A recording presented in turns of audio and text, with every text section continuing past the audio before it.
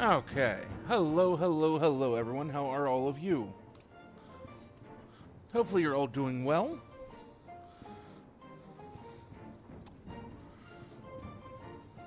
Ah, there it is.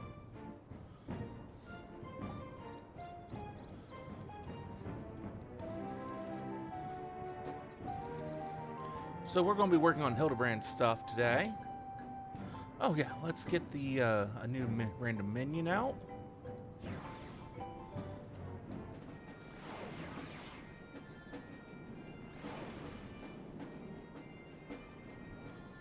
Wind up Reem. And where does Hildibrand, our next chapter of Hildibrand start?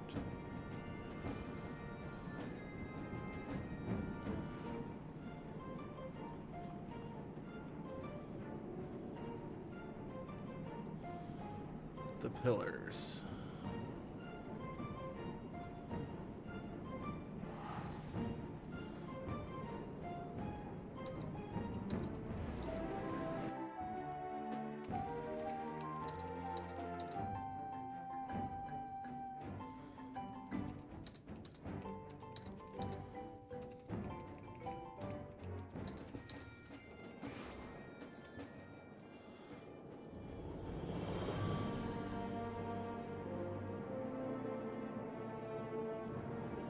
Let's see.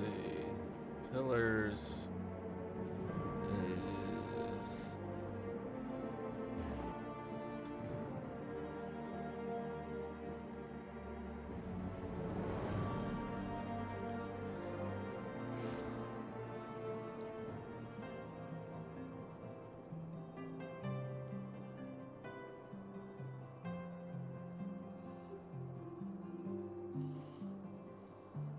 Give me a moment here.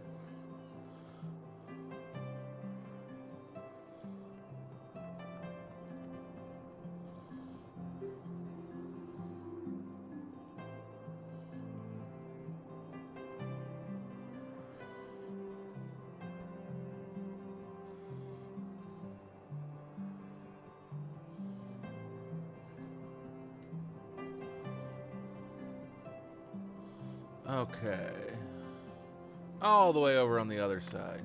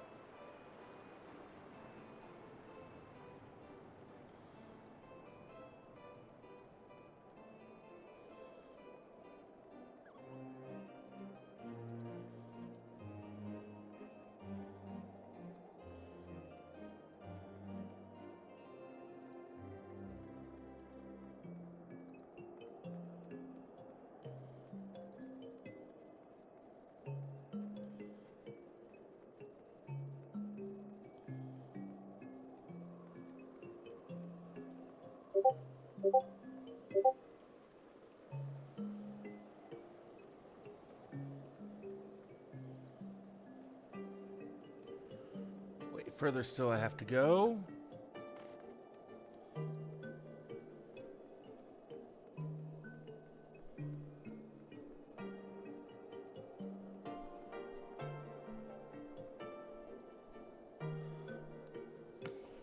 As you catch sight of Noshu, you cannot help but wonder if you are about to have to have a bad time. Well, I'll be.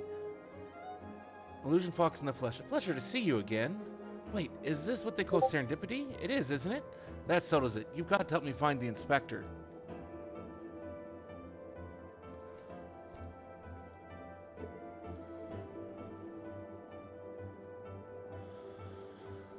Cora, I was hoping you would silently agree.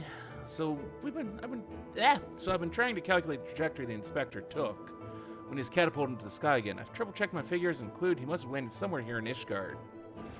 Unfortunately, the investigation hasn't been proceeding as smoothly as I had hoped.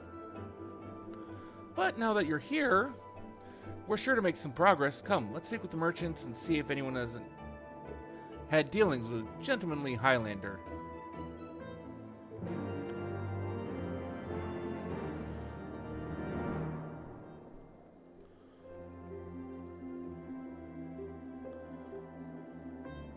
A gentlemanly Highlander, you say? My apologies, I can't say I have had dealings with the man as you describe.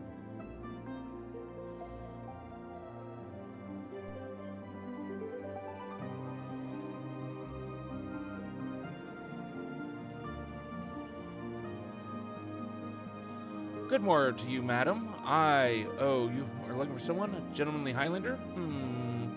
I know not this man of whom you speak, but mayhap Mistress Elise does. She is well acquainted with rather a lot of merchants and noblemen.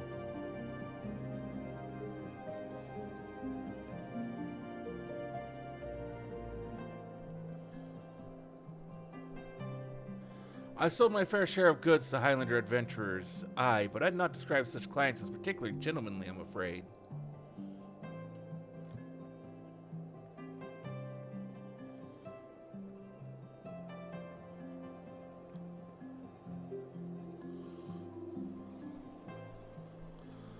As ever, a warm welcome to you, miss. How may I be of service?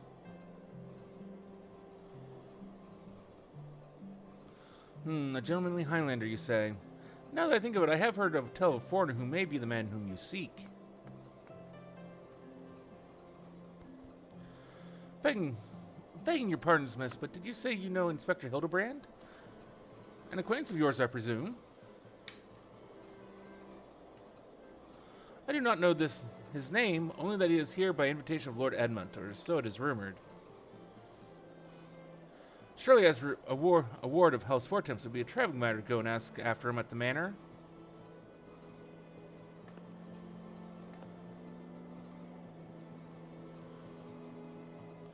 I knew it. It was serendipity to Fortemps Manor.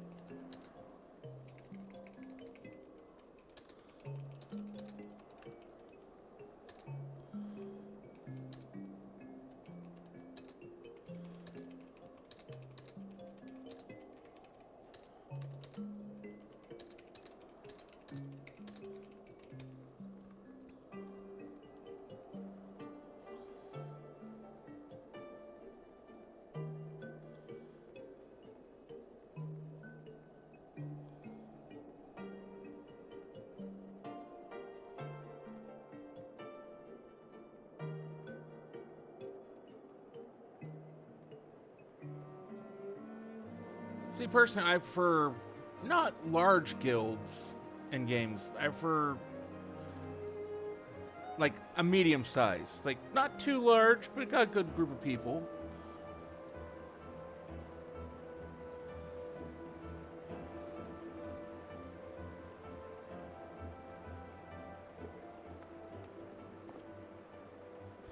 Well met. Do you require assistance?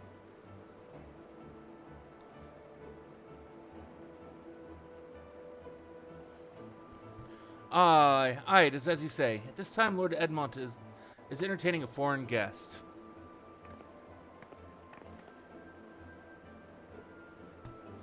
Huzzah, we found the inspector. If I am not mistaken, their meeting should be ending shortly. If you like, you may retire to the gazebo and wait for our guests to depart. A gazebo? Aren't those dangerous? Then again, you seem a responsible sort. Not like to let a wild gazebo run amok. Very well, we humbly accept your offer. And if it wakes up, I'll have you there to protect me.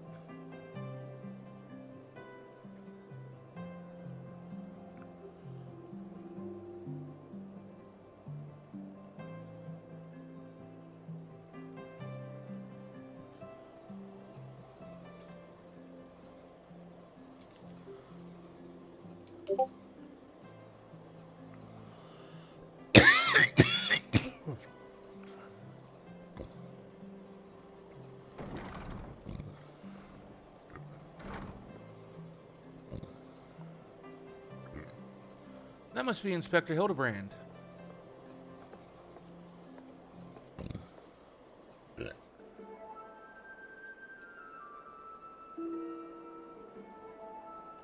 I cannot well imagine how arduous your journey must have been.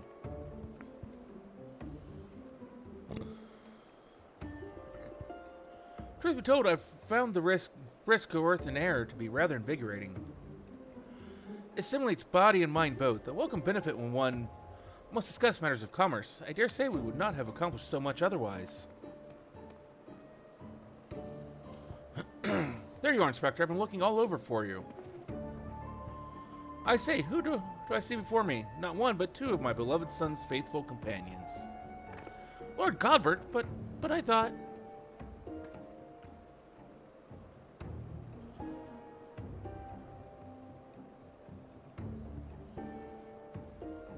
Hildy and Ishgard? This is the first I've heard of it.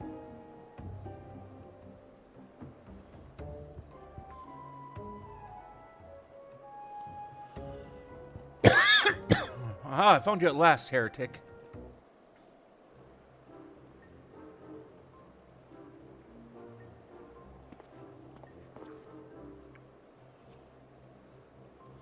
Yes, you, the hulking brute with the mad gleam in his eyes. Your brazen heresy is plain for all to see. Surrender yourself to the Inquisition at once. I beg your pardon? This man is an olden merchant here at the behest of House Fortemps. Such baseless accusations will not be tolerated.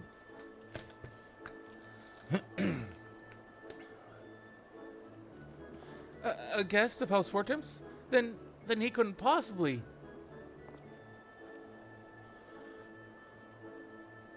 Though there were these two wards but they were acquitted of all charges in trial by combat. And if he demands the right to, then I would personally have to... Oh dear.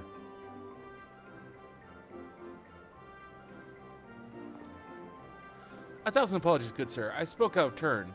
I am Seer, and, as you may have guessed, I am an Inquisitor who has been charged with investigating reports of a rather suspicious, possibly heretical individual.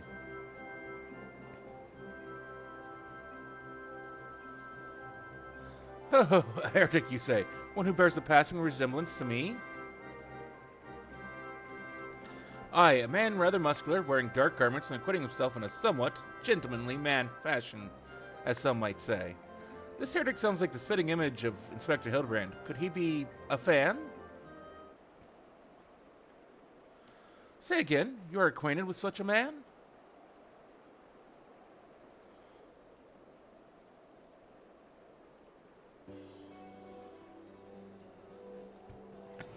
I see, and the man you are looking for is Lord Godbert's son. It would seem that our investigations may be connected, so I put to you a proposal. The first reported sighting of the heretic I am tracking came from Falcon's Nest.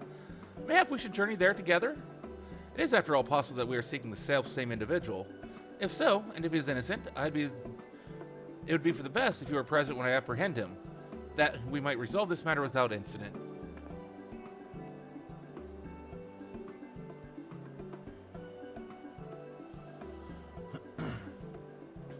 I say we go with them, Illusion. This looks to be our best lead yet.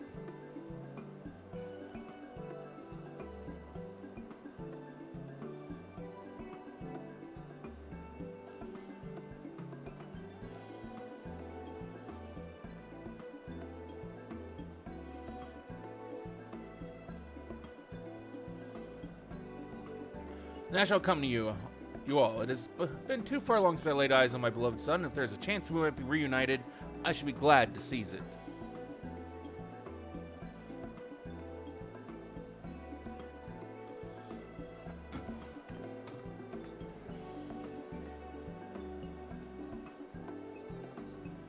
Then it's settled. We shall leave for Falcon's Nest at once.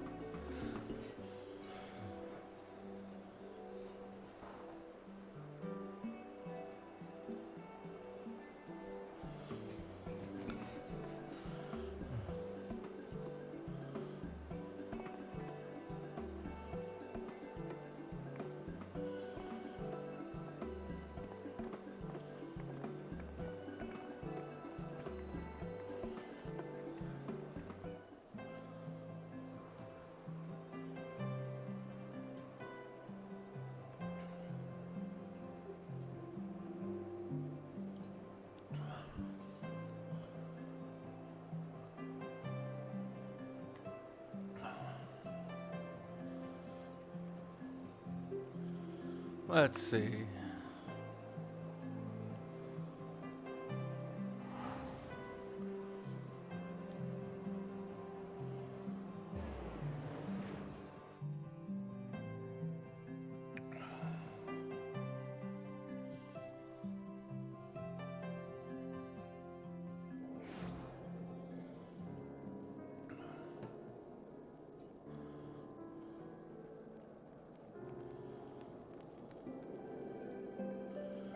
Back that way.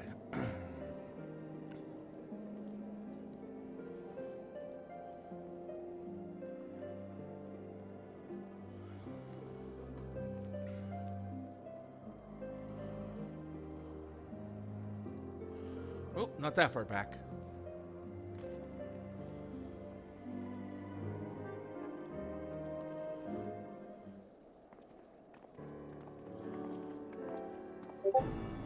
Mr. Fox, are these your traveling companions?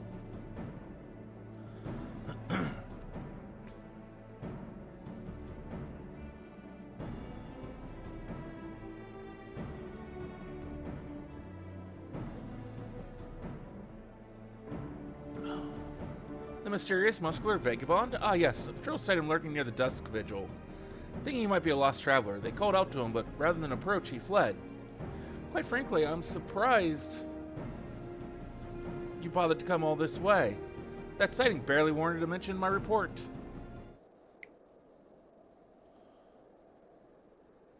Aha! The unmistakable scent of heresy. Ah, terribly sorry. Old habit I picked up from my mentor. I know. I will not rush to judgment as before. So much as I hope you find your missing inspector, I must confess some small desire. That we instead unearth a lingering pocket of heresy of late. There have been virtually no confirmed instances of heretical misdeeds. It's gotten so bad that some are speculating our funding may be reduced, or worse, that the Inquisition's operations might come under review. That is why, alone as my witness, I will find and bring a heretic to justice, and prove that our order still has value in these uncertain times. Yes, I understand you have your reasons, but whether or not this vagabond was a heretic remains to be seen. Still, if you are set upon your course, you might begin your search near the dusk vigil.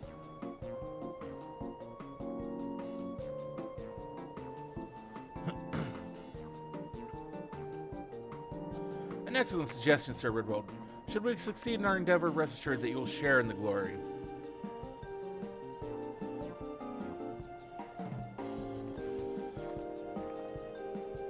The hunt continues, onward to the dusk vigil.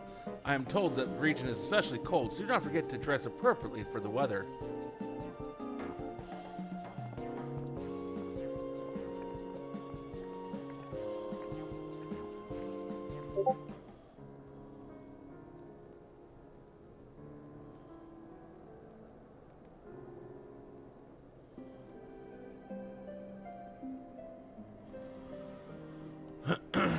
Since I actually have flight in this area now,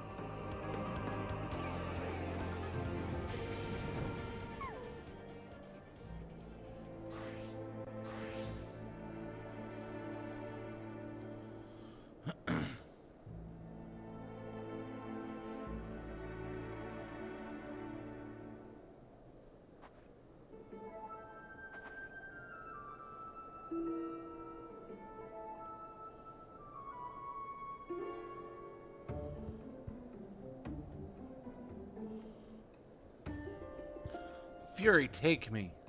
It's freezing. This is a waste of time. No living thing could survive in this godforsaken wasteland.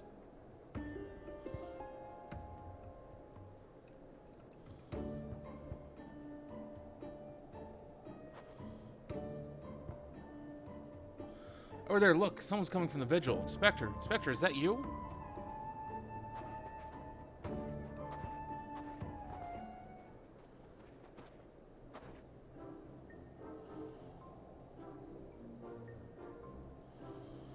As I live and breathe, of all the places to be reunited was Master Zombie Brand's compatriots. How fare you all this fine afternoon?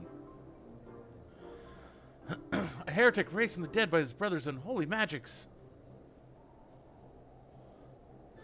He's not a heretic, he's one of the gentle dead men. What brings you so far from Olda, good sir? Well, as you know, ours is a rather lonely existence. So when we heard rumors of an abandoned fortress held by zombies, we were delighted I was chosen to serve as emissary and set out immediately. Alas, it seems my efforts were for naught.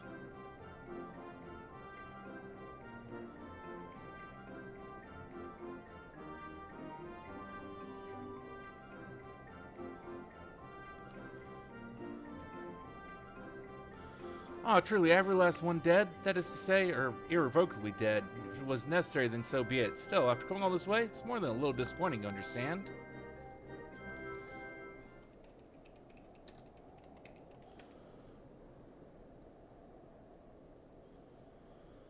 Ah, then my calculations were wrong. The inspector didn't land in Coerthus. Now, do not fret so. If it is our overlord you seek, you are in luck. As the founder of the Gentle Deadmen, our fates and our ether are inextricably entwined. In fact, I can feel it calling to me now.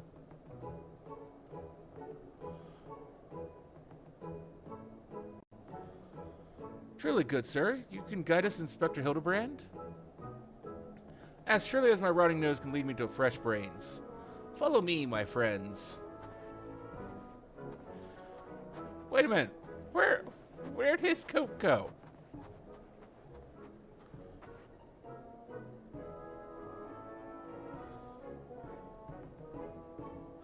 One must remain vigilant for heresy, for it can manifest in myriad ways. 'Tis a vile, insidious sickness which must needs be burned out ere the infection takes hold. Surely zombification would qualify, yes?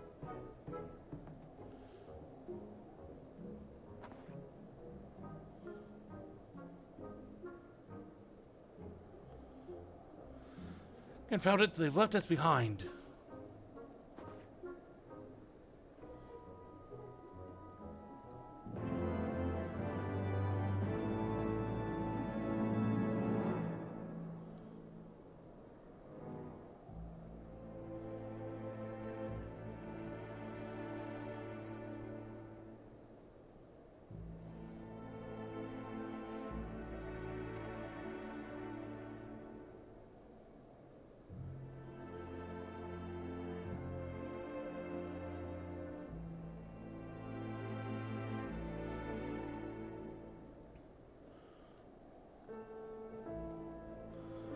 Who do you think they are in command commandeering this investigation? Employing a zombie as a bloodhound, it beggars belief. We must regain control of the situation. With me, Illusion. You thought you had control over this? Really? You thought you had any semblance of control over this?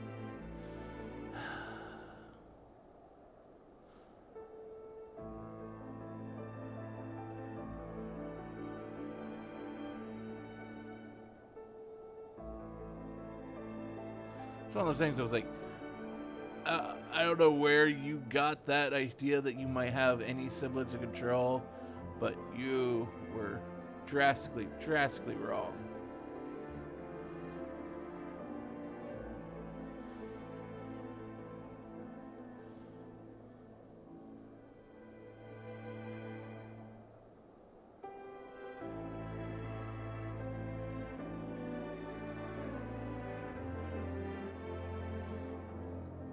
I mean, it's a Hildibrand quest. No one has control over anything.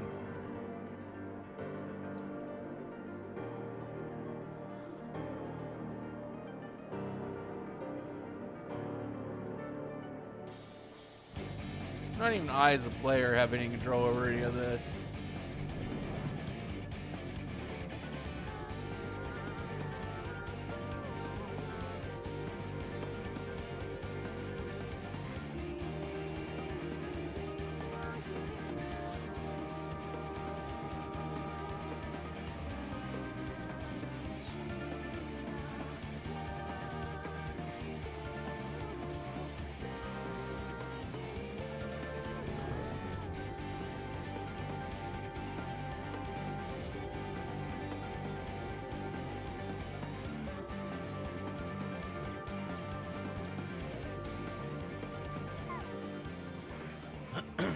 Hold a moment, my friends. I must needs concentrate. Master Zombie Brand is indeed nearby, but there's also something else. I may have a powerful magic confounding my senses. I can guide you no further. We must needs split up and search the area. Now see here. These wastes are infested with wild beasts, and you would have us split up? You can handle yourself true, and you've clearly no reason to fear death, but what of Mistress Nashu? Oh, I take your meaning, my good zombie. Praise you to the lady's protection. Would you care to take the lead? Come on, you two. The inspector's out there somewhere.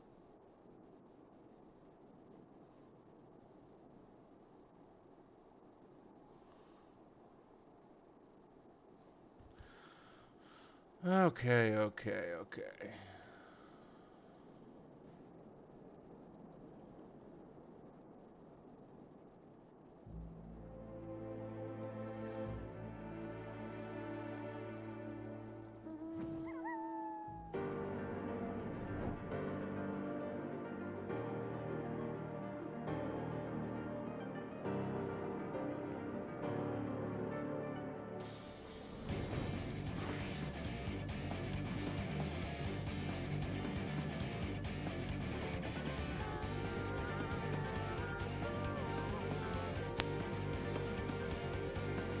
Ain't much, but it's something.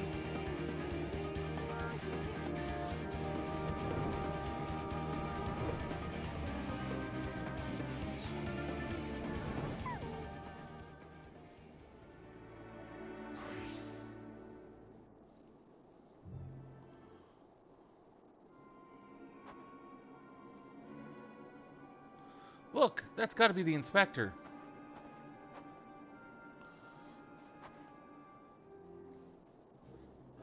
And he's surrounded by giant, fluffy, man-shaped gazebos. Nay, my lady, they are not mere gazebos. Note their regal bearing. They are gentlemen gazebos. Fearsome yet fastidious foes who would surely tear me rotting limb from rotting limb.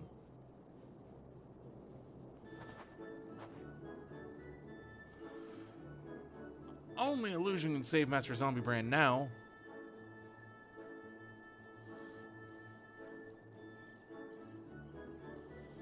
Sure I can. Sure I can. If you say so.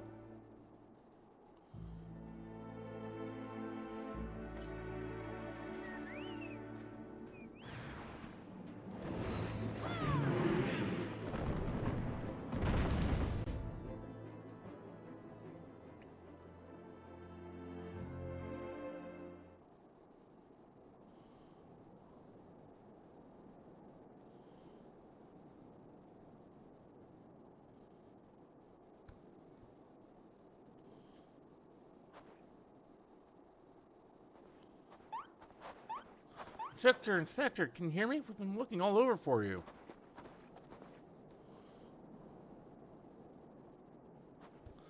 Oh, but this just won't do. We've got to get you out of there before you catch cold.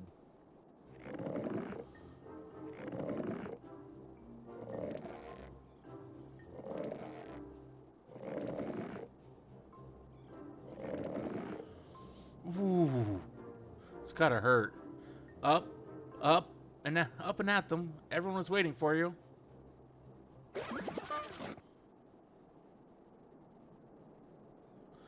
Forgive me if I pull any harder. My arms are like to tear.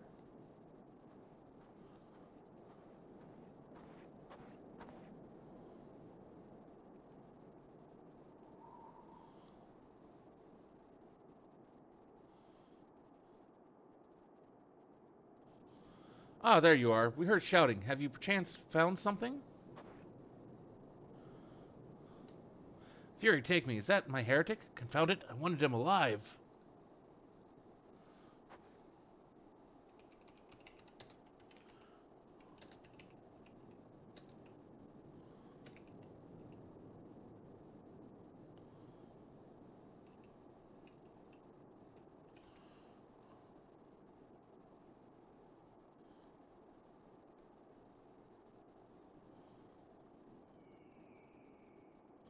Dr. Hubbard is definitely not a heretic, and he's probably not dead either. He's just hibernating like last time.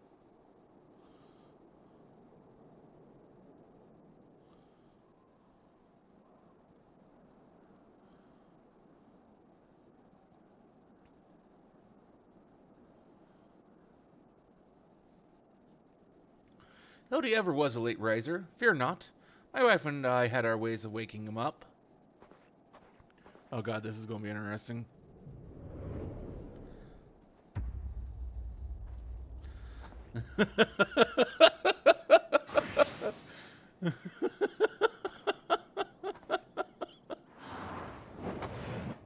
Hildibrand, Heliodor, right this instant.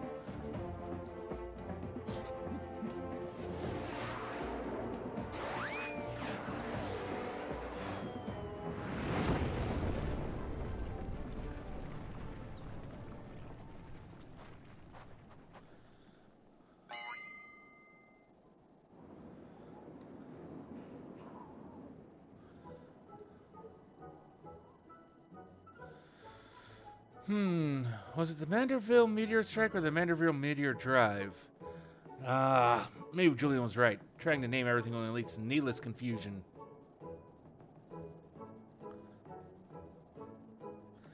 One more time, then. Out you go!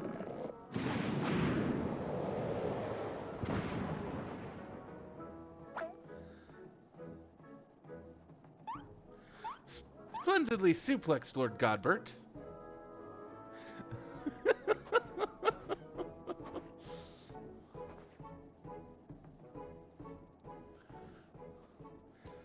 Where am I? The snowy wastelands of Querithus. And who are these people I see before me? But of course, who else would venture into inhospitable climes and wake me from my slumber sweet but my beloved fans?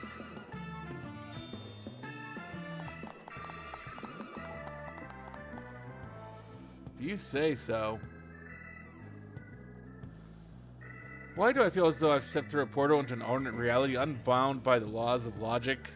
'Cause you most absolutely have.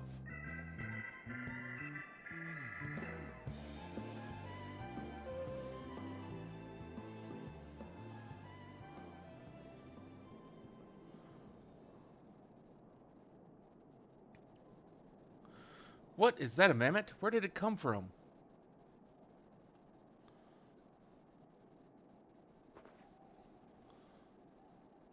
Oh, that? When my father drove me into the earth, I found it buried beneath the snow.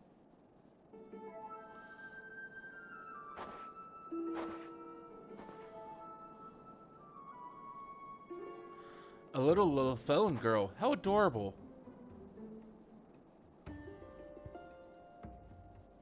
Nachu, please note the firm, muscular legs, not unlike my own.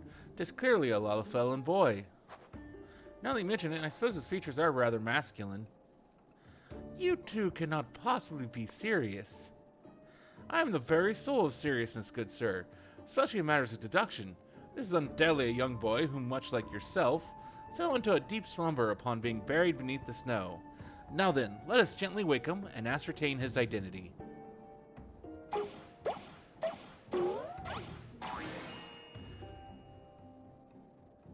There, that'll do it.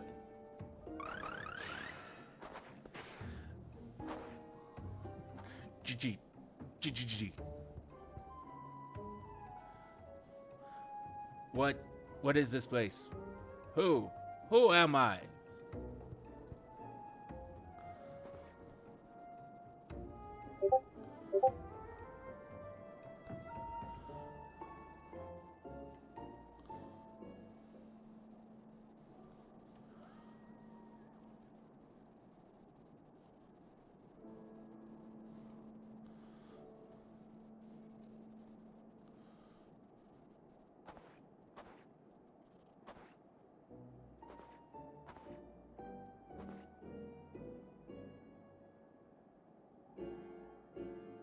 It would seem that although Father's ungentle ministration served to restore this young boy to life, they also robbed him of his memory.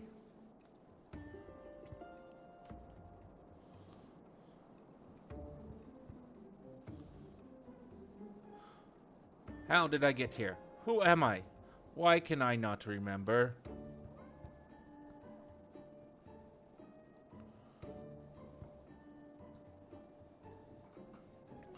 Do not worry, young man. Everything will be all right. Take it from me. I have lost my memory more times than I can even remember. Then can you help me to remember? Hearken to me now, for I, Hildibrand, agent of inquiry, inspector extraordinaire, do hereby swear to solve the mystery of the amnesiac hobbledehoy. Wonderful, wonderful. I'll get started on a batch of Noshu's delights. Effective as your explosives were in the past, I suspect that young Gigi lacks the hardy constitution required to survive such an approach.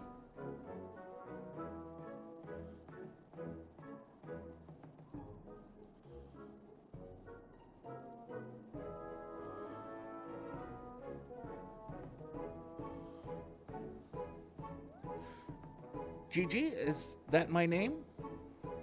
Well, if you don't remember, whatever you want to be your name is your name. When you woke, you were muttering Gigi. I suspect the phrase may have some significance for you. So until such time as we learn your real name, I say why not adopt it as a playful moniker? But that's just a sound all mammoths make. What kind of imbecile goes and names a mammoth Gigi, anyway?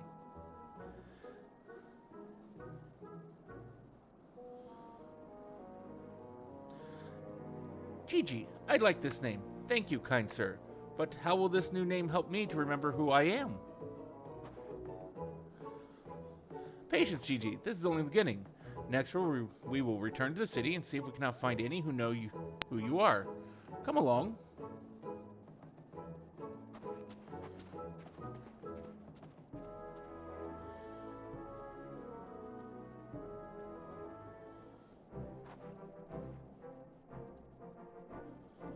Now that I know our overlord is safe and sound, I too must take my leave. Of you return to my brothers. I dare say rigor mortis will set in if I remain here any longer.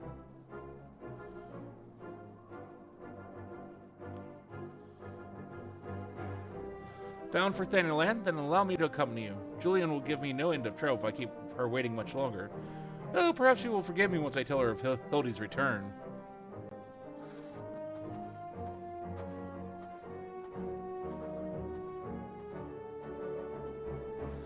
This is rather a lot to digest, though you have the look of one who's accustomed to such happenings.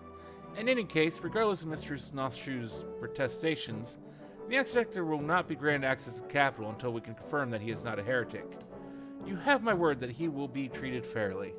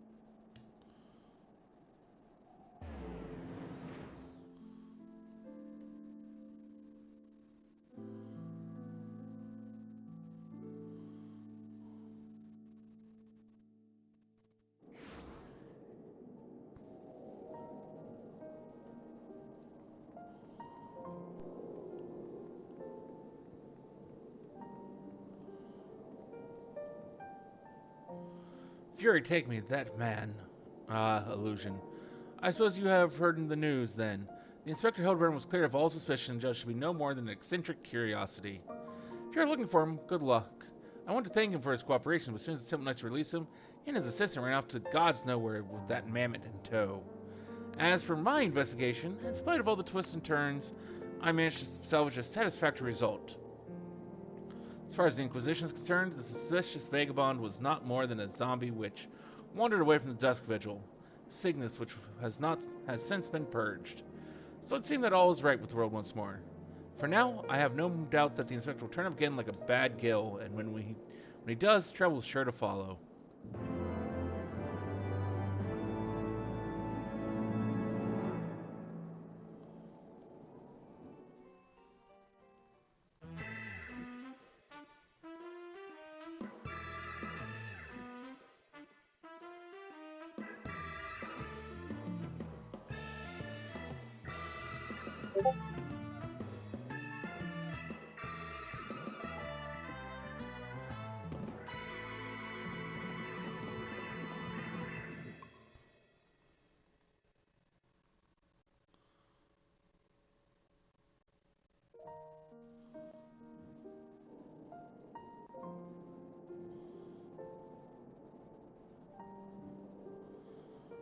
The Gigi situation. Seer must once more enter into the world he does not quite understand.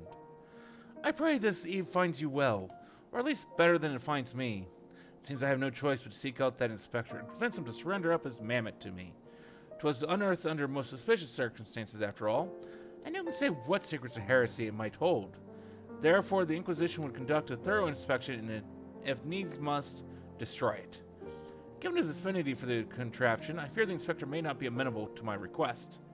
Nevertheless, he must be made to see it as in the interest of public safety. Would you be willing to help me persuade him? No.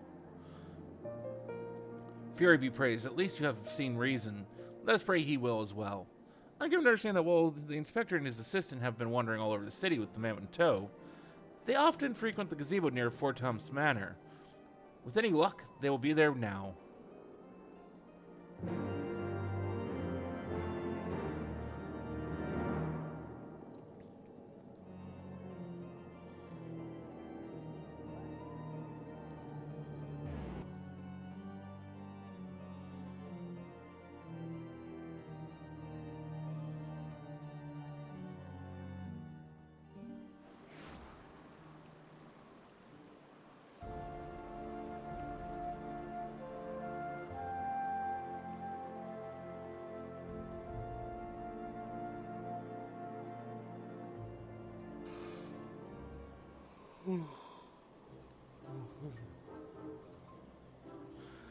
Verily shall we scour our creation, from the deepest pit of the seven hells to the very pinnacle of the heavens.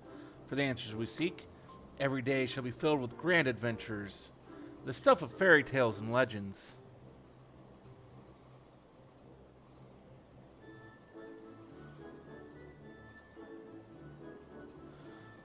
Huzzah! A grand adventure in the deepest pit of the seven hells.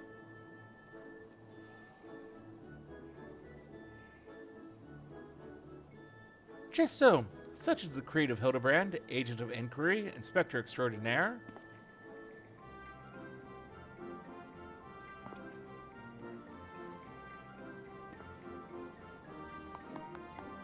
Well posed, Gigi, well posed. I dare say you have the potential to be an exemplary inspector someday.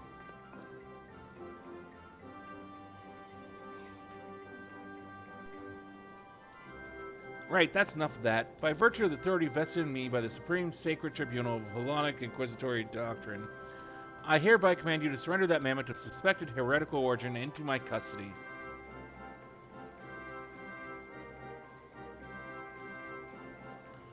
Why, hello there, Lucian Inquisitor Seer. Ever the jester accusing poor Gigi of being clockwork heretic when it is plain to see that he is merely a precious young lad. Oh, there you go again, confusing the poor girl, as if those big, beautiful, boxy eyes aren't the sole femininity. Nashu, please.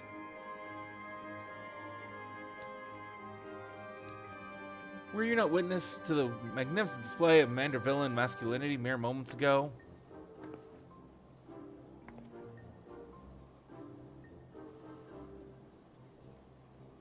That's because you haven't taught her any better. She needs a proper role model to show her what's what.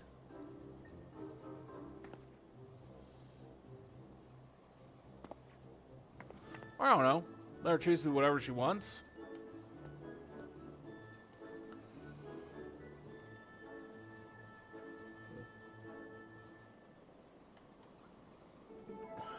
Mrs. Fox, Inspector Sear, what is all this commotion? We can hear you from the courtyard.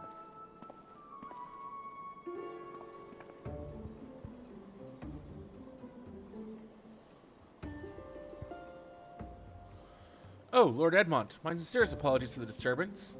I am come to seize the mammoth on behalf of the Inquisition, a fact which I clearly explained to the inspector before you arrived. At which point they set to bickering about the contraption's gender.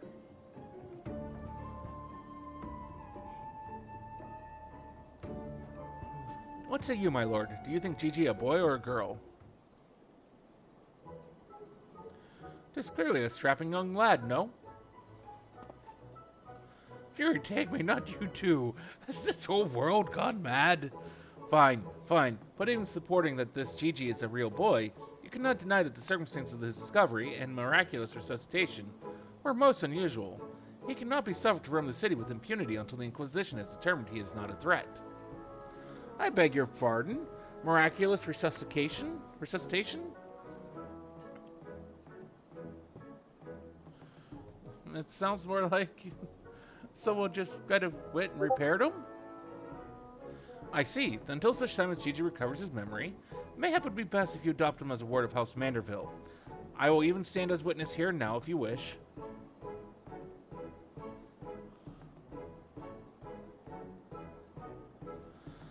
Adopt? Then that would make me Gigi's father.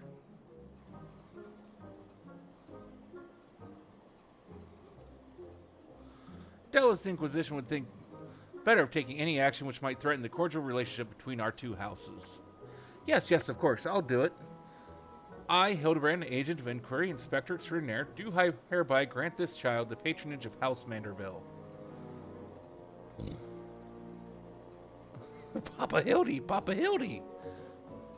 The inspector's finally become a father. It's so beautiful. Quite. Now that you need no longer fear the Inquisition, you are free to show Gigi more of our fair city. Indeed, I strongly encourage you to do so. Mayhap by the grace of the Fury, something will jog his memory. Thank you, Lord Edmont. I shall not forget this kindness.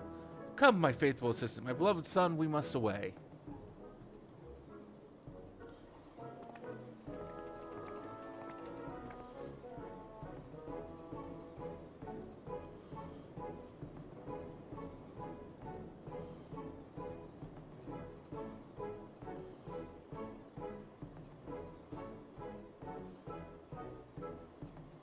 Oh, Helone, I would not presume to question your grand design, but... God, confound it all! Well, mayhap I cannot detain the mammoth, but I am still within my rights to observe the blasted thing.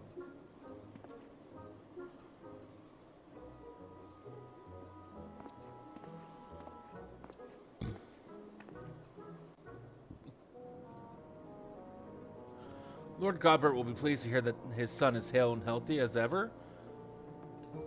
Not that I would ever presume to meddle on another father's behalf, and certainly not without consent.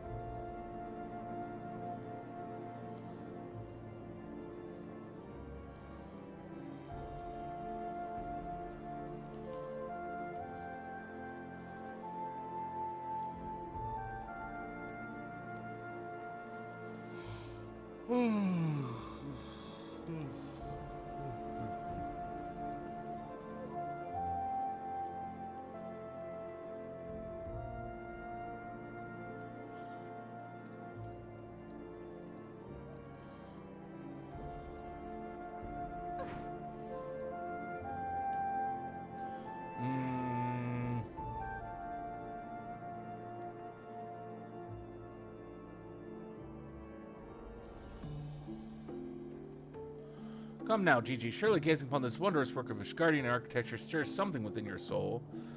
This grand manor of House Doran, House Doran Maltemspart?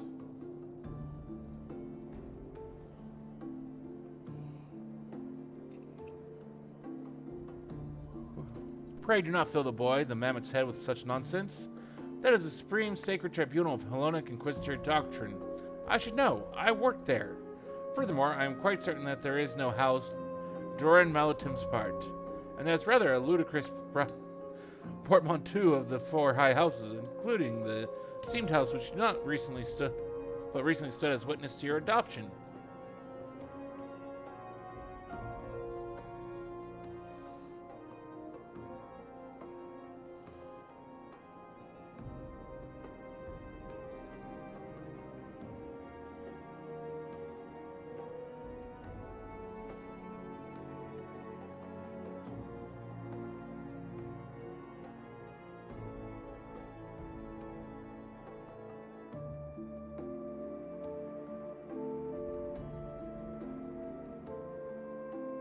Well, Gigi, do you remember anything? No? Nothing? I say, rather than parading before the grandiose, why not give him a taste of something more prosaic? Let us make our way to the holy stables, that he might bask in the singular sights, sounds, and smells of Ishgard's famous chocobos. Wasn't aware they were famous for chocobos.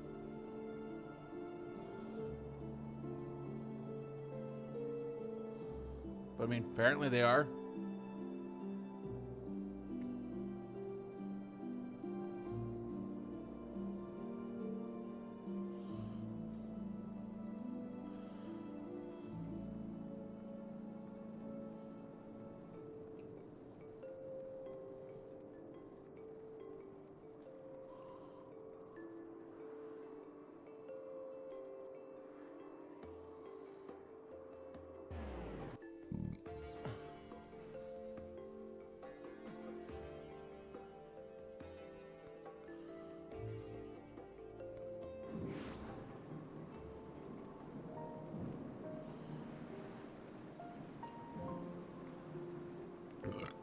Excuse me.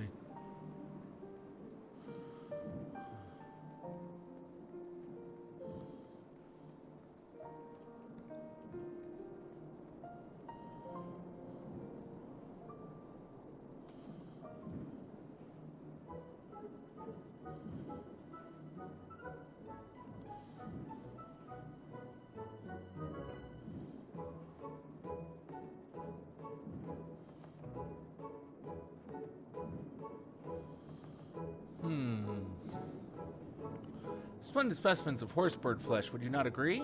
The hands of a skilled jockey, any one of them could take first place at the saucer.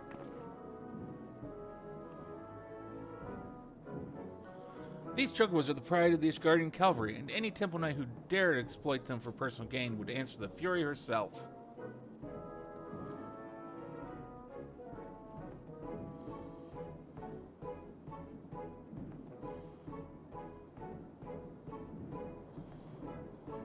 How about now, Gigi? Do you remember anything about Ishgard? Be sure to sniff the chocobos, it might help.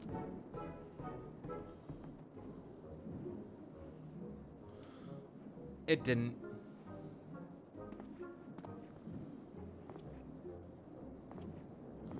You know, just because you found him in a Querth and Snowbake, it doesn't mean he hails from Ishgard. Which is why we ought to try taking him to the markets and disposing him to all manner of goods from across the Orzia.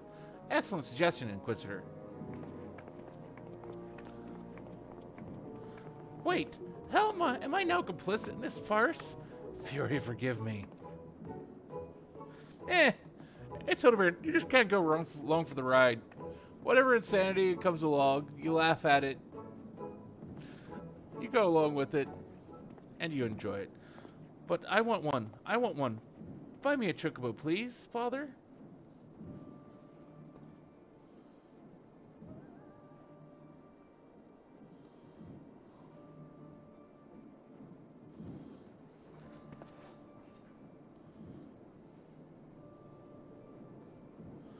Father, that strange-looking thing is staring at us. Gigi. Gigi.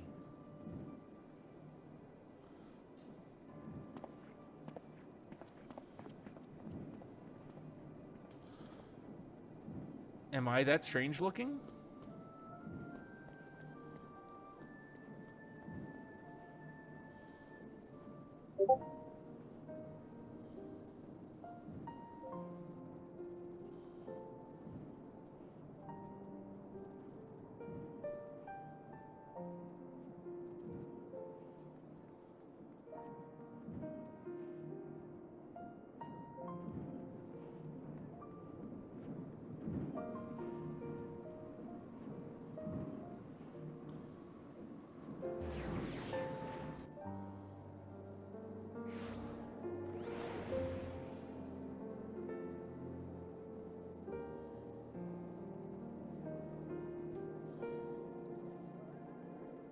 Wait, that's not where I wanted to go.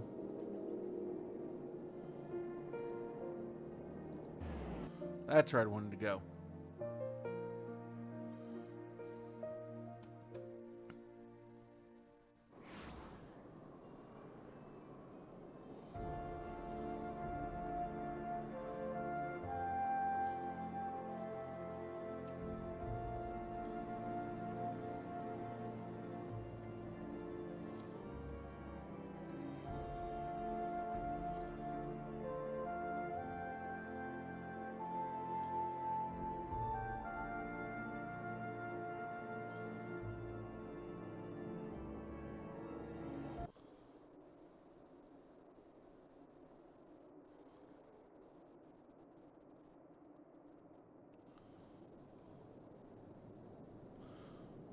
Why bother? It's no use. Now, Gigi, you must not give in to despair so easily. Did I not promise you days filled with grand adventures and the eventual discovery of mislaid memories? Spirits, Gigi, spirits!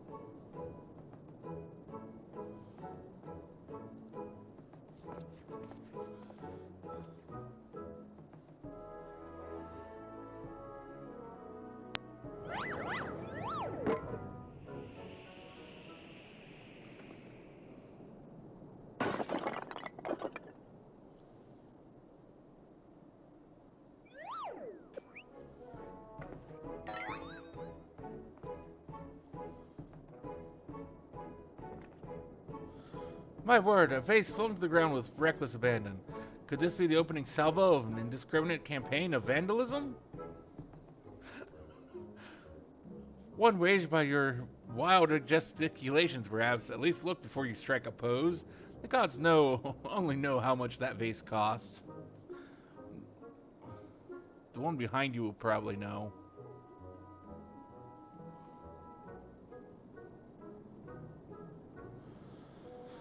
$123,504,000 gil at last assessment. 'Twas over 700 years old and graced the homes of a dozen archbishops, 8 counts, 2 lord commanders, and 1 duke. 100 million gil?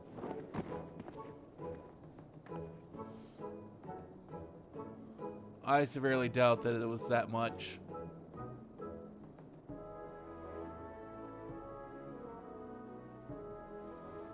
Or even anywhere close to that much.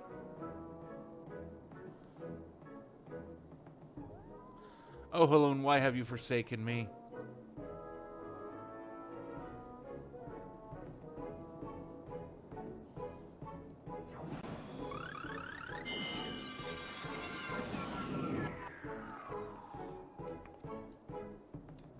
Well, would you look at that?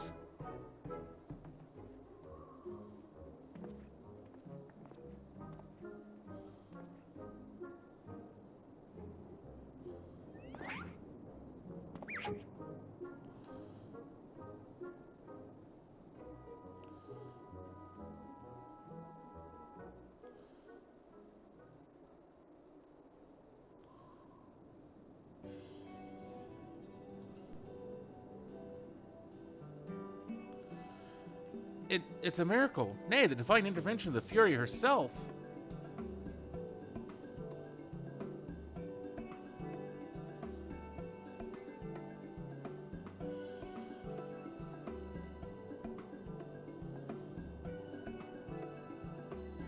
Did I do that? Gigi, my boy, that was marvelous. You're a born artisan, just like your father.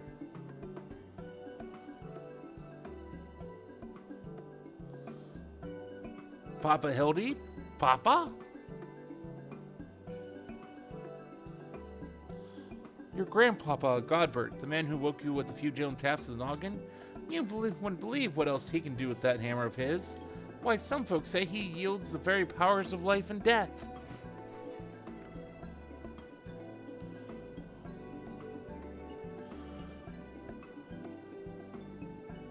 Once he and the missus come back from their tour of the Western Highlands, I'm sure they'd love to see that trick of yours. You're not demeaning the mammoth's power as a mere parlor trick. We just witnessed a miracle, and I demand that you all acknowledge it.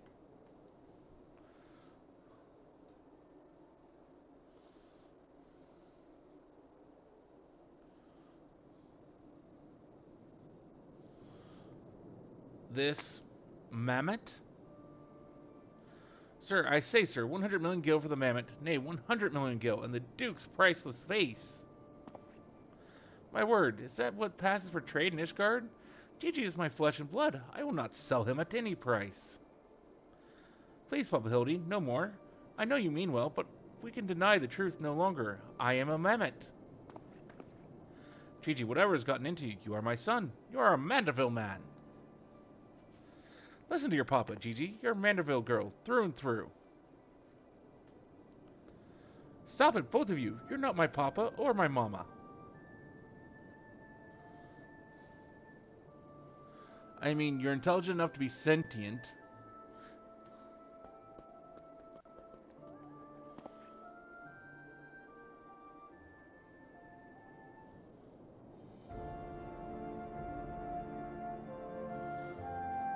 Well, it is only to be expected.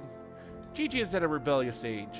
Strange as it may sound, I too tested my parents' patience, and that on more than one occasion, but if they could weather the storm, then so can I. I say we found out what's got him thinking he's a mammoth. But he is a mammoth, how can you not... Oh, never mind.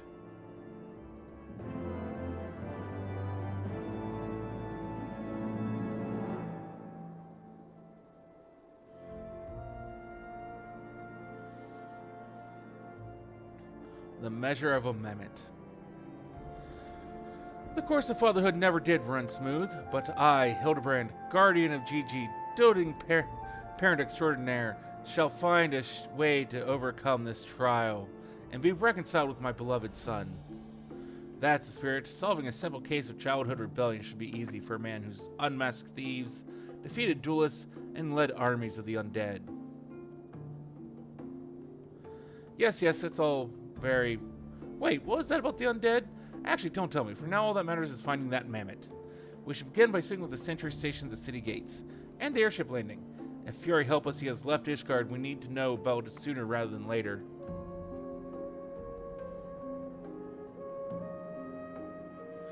I will visit the Ark of the Worthy, while the inspector and his assistant head to the airship landing. You can question the guard at the gate near the manufactory, after which we will regroup there and share our findings. Dismissed.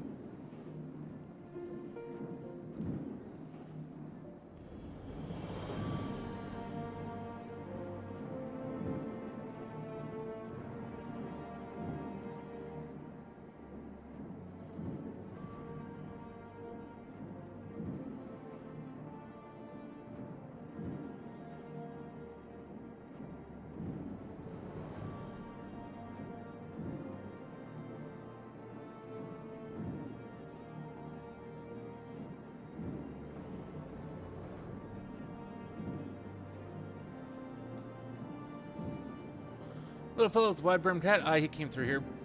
Bought passage on a supply ship bound for Falcon's Nest.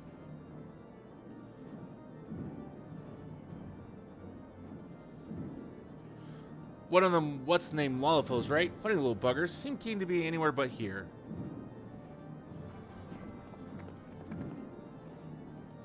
Well, if Gigi left the city, it was not by the main gates.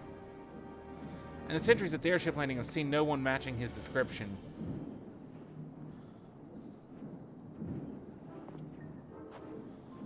Falcon's Nest, fury take me. Must we return to that freezing pit of despair?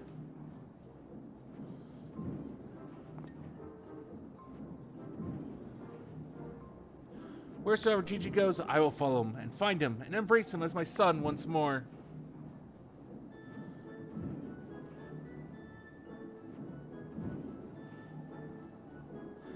To frolic in the snow, and cast his worries to the wind.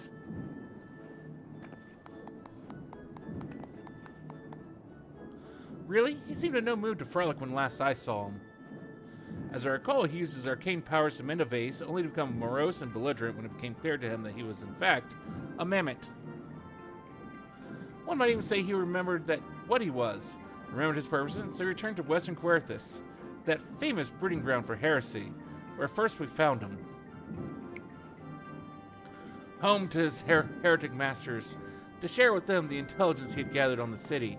At long last, the undeniable, the unquestionable, and unmistakable scent of heresy.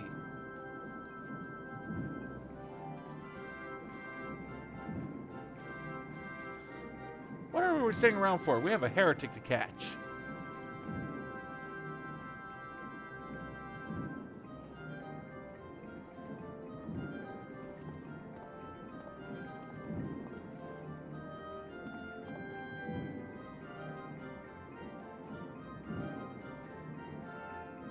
Spectre, I'm starting to think that Inquisitor Seer might not think very highly of our little girl.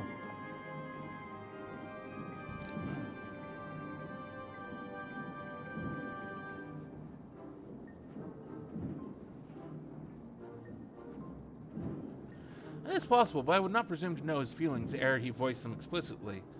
Until such time as he does, we should endeavor to surreptitiously bring him around to the opinion that Gigi is a boy of pure heart and good intent. Subtlety in all things not you. That is the Manderville way.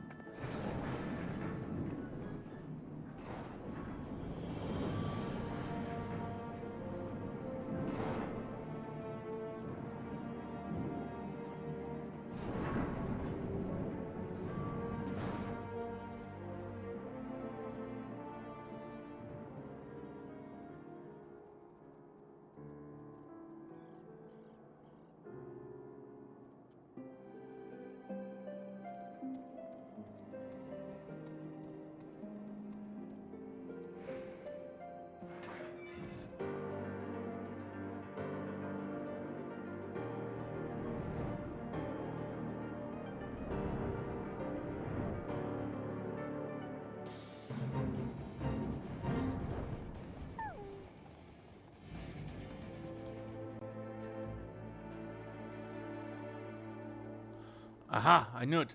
The mammoth immediately left the outpost and looks to have headed north along the river. By the Fury, I cannot wait to finally catch him in the company of heretics. I don't much like your tone, Inquisitor. If my baby girl ran afoul of any heretics, she'd look them square in the eye and tell them she doesn't want any. Hey, Inspector, I think I just had one of those moments, of insight. Maybe Gigi came out here to find Lord Godbert. I did tell her grandpapa might like to see that trick of hers. Brilliant deduction, Nashu. He must be eager to meet his grandparents. No, not at all. What a fine young gentleman, eager to explore his heritage. Let us make haste, my friends, for a reunion of 3 generations of Manderville beckons. I really can't be bothered.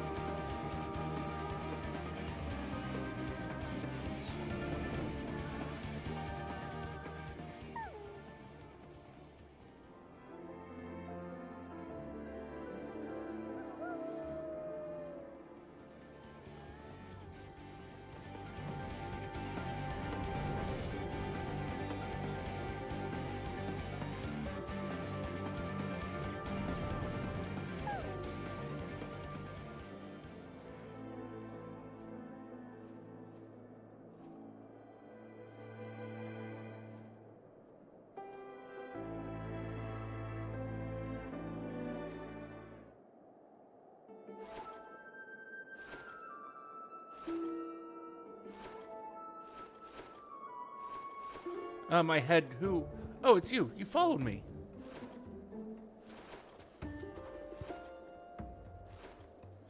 Oh, Gigi, if you wanted to have a snowball fight with your grandparents, you should have just said so earlier. Papa Hildy was very worried, though he is glad to see that you are unharmed. It would seem he was struck by a snowball, much like these Steinbocks. These dead Steinbocks. Are you sure he isn't damaged? It's a mere blow to the head could fell our Gigi. We Mandervilles are made of sterner stuff. I myself have been driven headfirst into the earth on no more than 24 occasions. Several times from bulbs above. My mind is no less brilliant for the experience.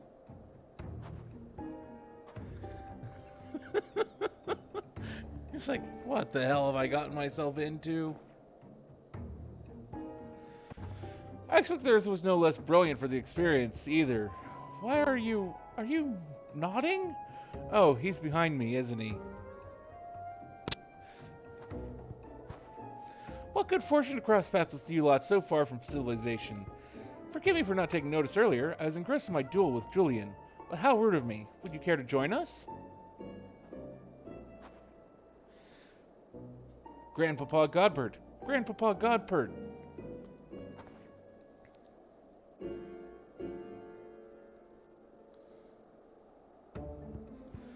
Momonashi says you yield the powers of life and death. I beg of you, Grandpapa Godbert. Grant me life. Make me a real boy.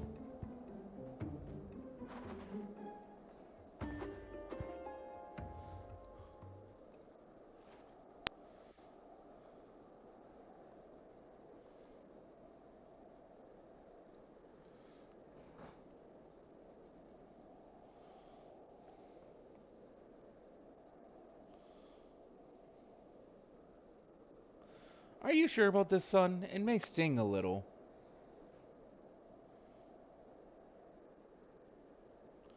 I will endure whatever I must to become a real boy.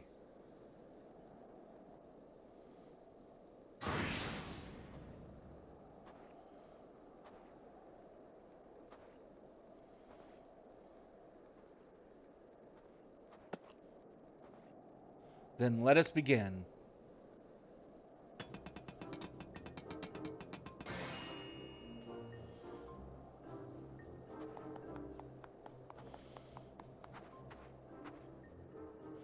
This body, it's everything I ever wanted. It's perfect. Thank you, Grandpapa Godbert. Thank you. Oh, but I have not even begun to begin. For I got to guide my hammer.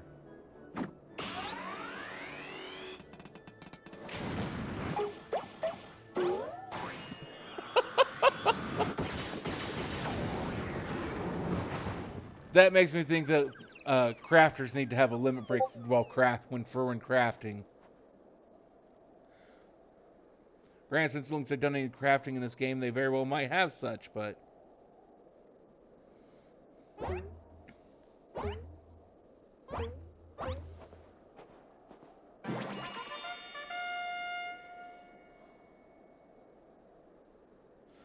Papa Hildy, I'm a Manderville man.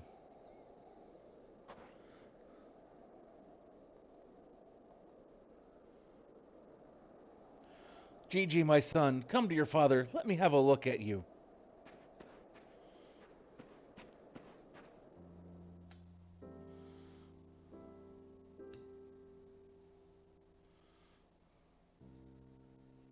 Papa Hildy. Gigi.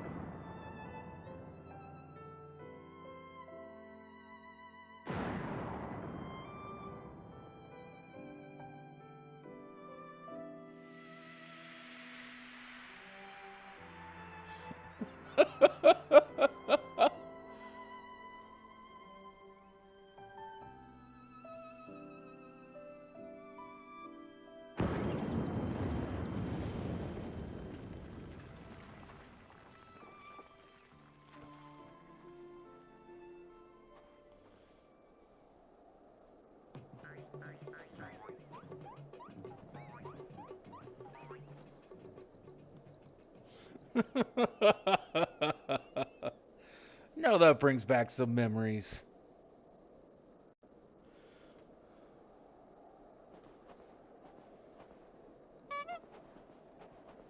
Papa Hildy? Oh dear. You could have done such a thing.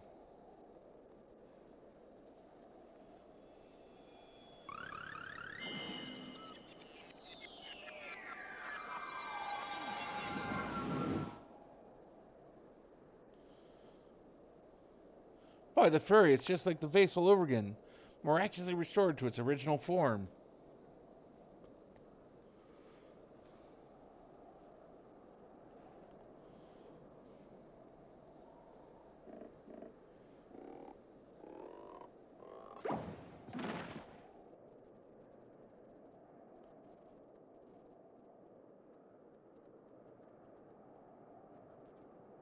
Gigi, my boy, upon further consideration, I believe that this body may suit you best.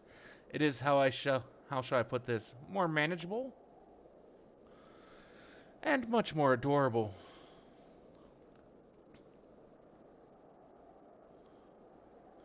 But how can I ever be accepted as your son if I remain a mammoth?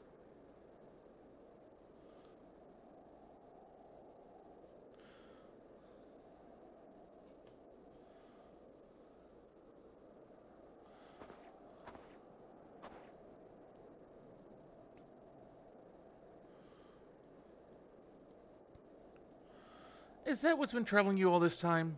But why didn't you say so?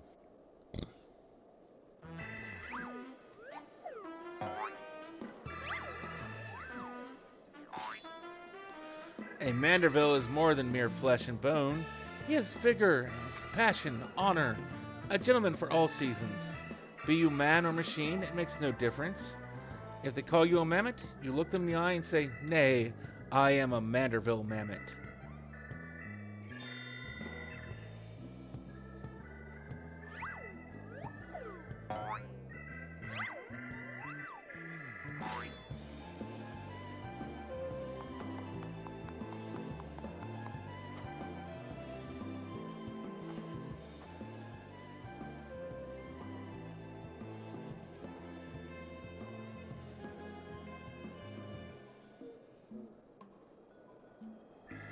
Mother, father, forgive me for not consulting you with you earlier, but circumstances forced my hand. I have formally adopted Gigi as my son and ward of House Manderville.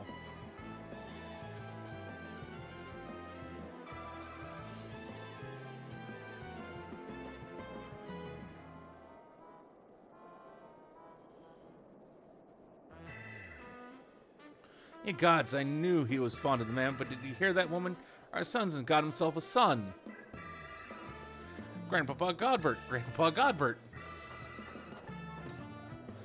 It all makes sense now. Grandpapa Godbert and Grandmama Julian.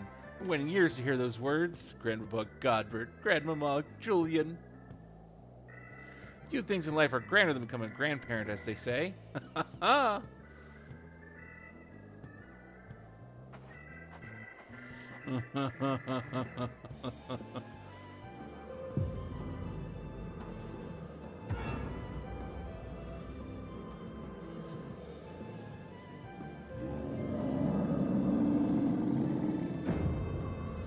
And what's so bloody grand about it?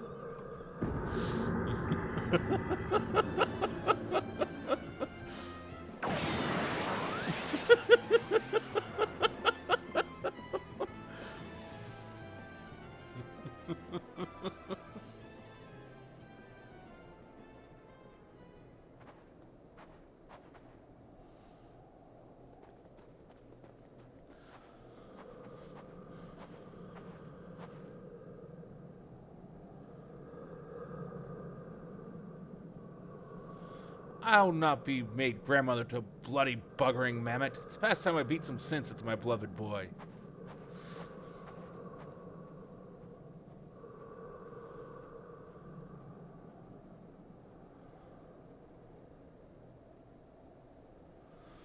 Fury, take me. I'd heard the tales of dark nights before, but... No, it couldn't be. No, I think it was something far worse. Heretical like as not, but Rose be damned, I'm not risking my life to find out.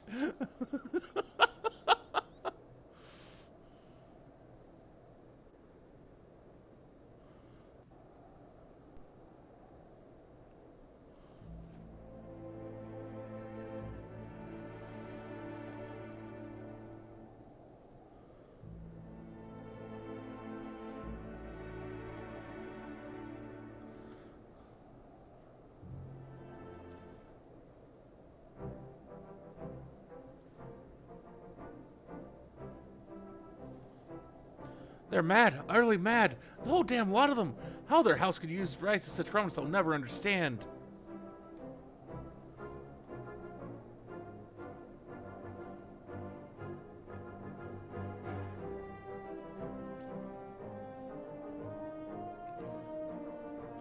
Well, at least the mammoth seems to have overcome its existential crisis. Before today, I don't know a mammoth could even have an existential crisis. Wait, what am I saying? It's a mammoth. Why should I care what it claims to think or feel?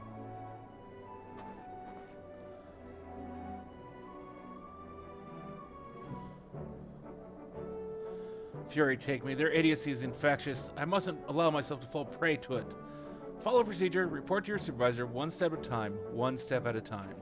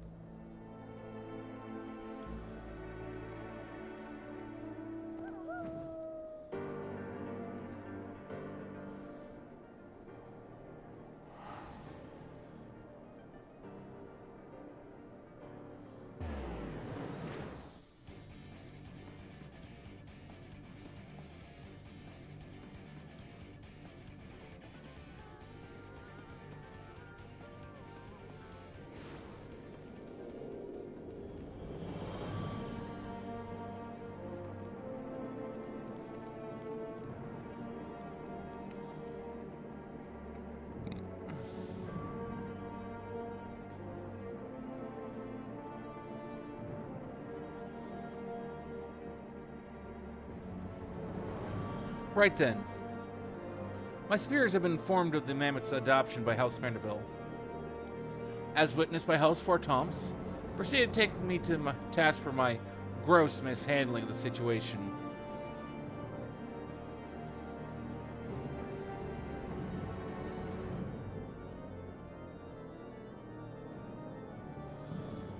They remain convinced that the mammoth is the product of heretical machinations and command me to redouble my efforts to prove this incontrovertible fact.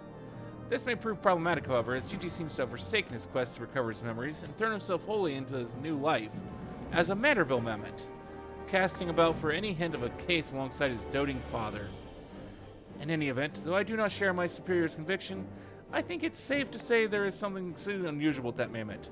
You saw with your own eyes how effortlessly it restored that vase and itself to its original form.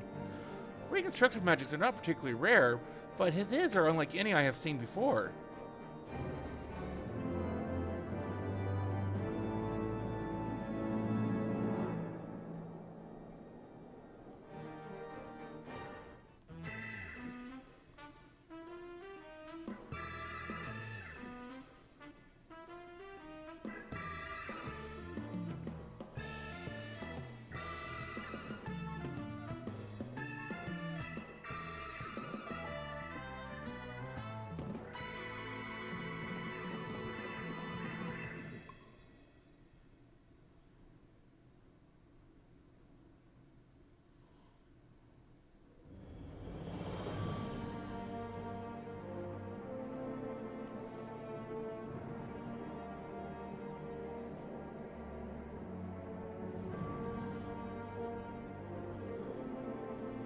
Seer may be the only man who has yet to drink from the well of madness.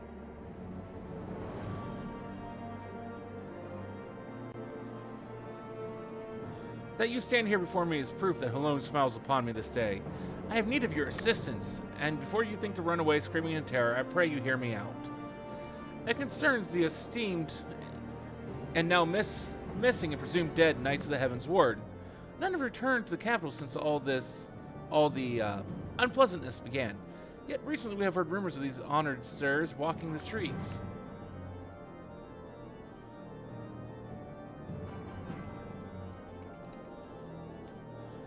'Tis heresy most foul, I say, and we mean to get to the bottom of it, but we will need all the help that we can get, which means, Fury, take me, we could benefit from a certain individual's serendipity?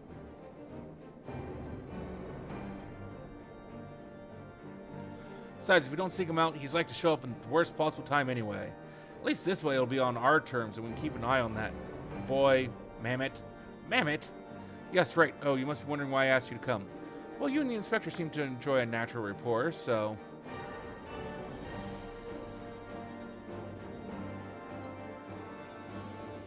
Praise alone. For a moment I was afraid you'd make me beg. This well may be my last chance to prove my worth to my superiors. And if I can't... to Fort Tom's Manor.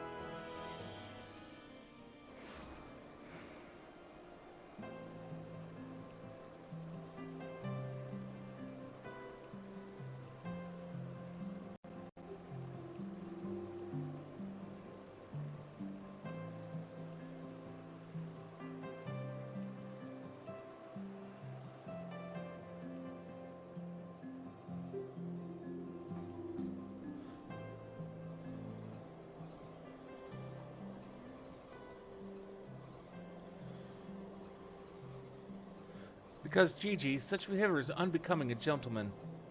But why, Papa Hildy? Why is it unbecoming a gentleman?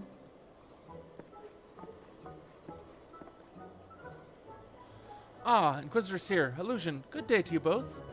Are you coming as adoring fans, or on business? Business, always business, you may rest assured. Then I, Hildibrand, Agent of Inquiry, Inspector Extraordinaire, am at your service. Is it robbery? Murder? Tax evasion? Evasion? Wait, before we get into that, what's going on here?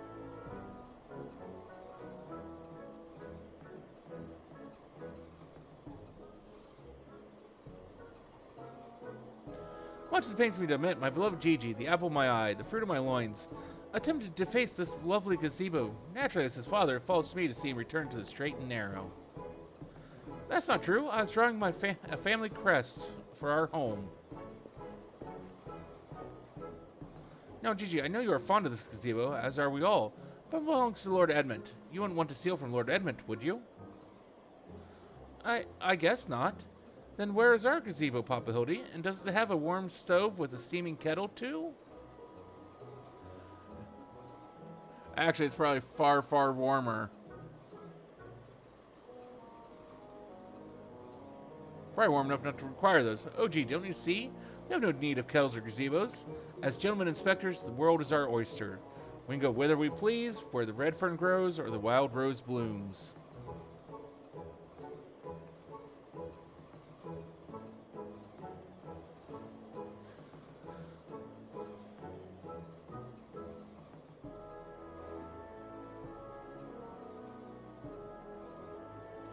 And yet you've been sleeping in Lord Edmund's gazebo for how long?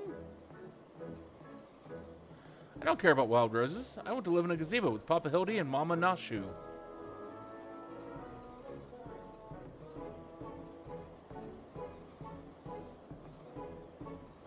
Gazebos are quite expensive and dangerous if not domesticated. Dangerous indeed, my boy. Besides, we are gentlemen inspectors, free to travel the length and breadth of Eorzea in search of a case. Does that not sound more thrilling than whittling away the hours beneath a gazebo?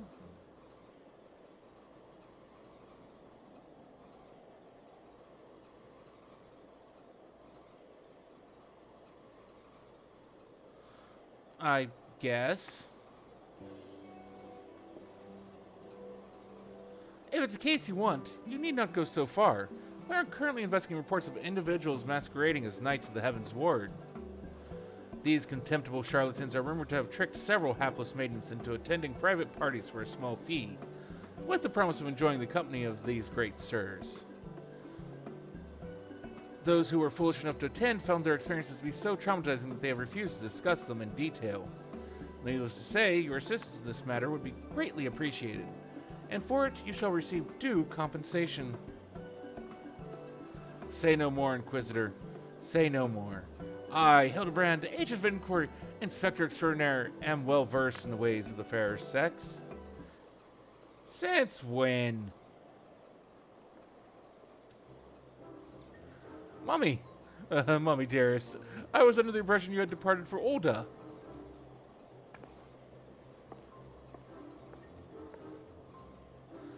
And leave my beloved boy to keep on playing at being an inspector, as well as a father to a bloody mammoth? Bugger that! You're coming home right this instant. How can you say such things? It is my life's calling to be an inspector, and Gigi is my son. He is a Manderville man. Grand as it is to see you, you have come at a most inopportune time. The young women of Ishgard are in need of a champion to defend them from fiends most foul. Come, Nashu, come, Gigi. We shall demonstrate to my mother our peerless investigative skills and bring these criminals to justice.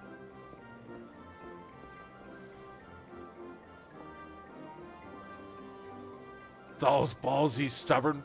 Probably gets it from his sorry ass of a father. I trust you lot will help to keep him out of trouble. Right then, come along. It's just like, what the hell just happened? Well, that could have gone better, and worse. Let's not keep them waiting.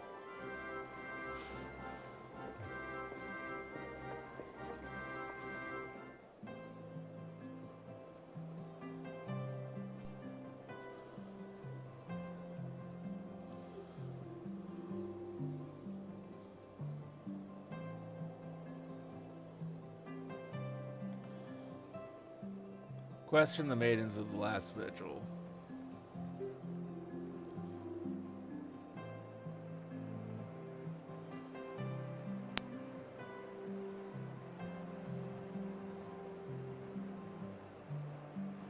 Please, do you think me so foolish as to fall for that their charade? For I heard from the others, said knights bore not even the slightest resemblance to the Heaven's Word.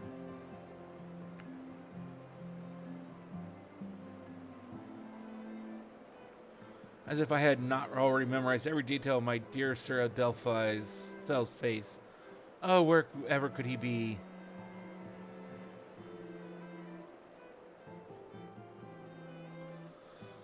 I am truly outside her grace. My allowance all gone to waste on those, I dare not say it. Mayhap those awful rumors are true. Mayhap I must needs accept that he now walks in Halone's halls.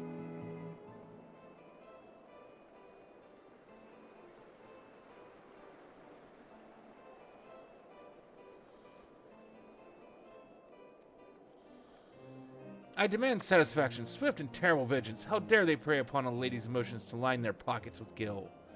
If Sir Charibert was here, he'd purge a lot of them like the festering sickness they are.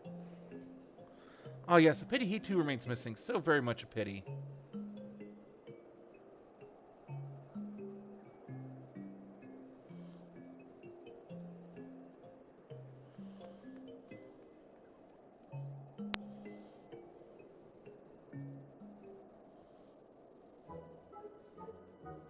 Papa Hildy, that grandmama over there is staring at us. Now, Gigi, a gentleman must be more careful with the words. First of all, you have only one grandmother. Second, and this is tremendously important, never ever call her that. At least, not yet. Promise?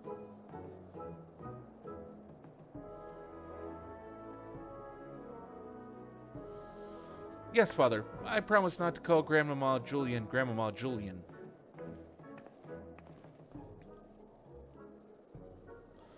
Greetings, milady. Oh, ain't you a charmer? And there I was thinking I might have to rip your bloody head off if you said that G word one more time. Like that, Papa Hildy? Ah, my faithful assistants, have you gleaned any new information? Other than the fact that these women of scorn seem to detest the fake knights with every fiber of their being. Now, these two women were telling me all about what they do if they cornered Sir... Is this the best you can do, then? Bloody oaths and girlish fantasies. You call yourself a Manderville man. I assure you, Mother, we are only just getting started. The tapestry of lies and deception behind which the truth hides is oft unraveled with the tug of a single loose thread.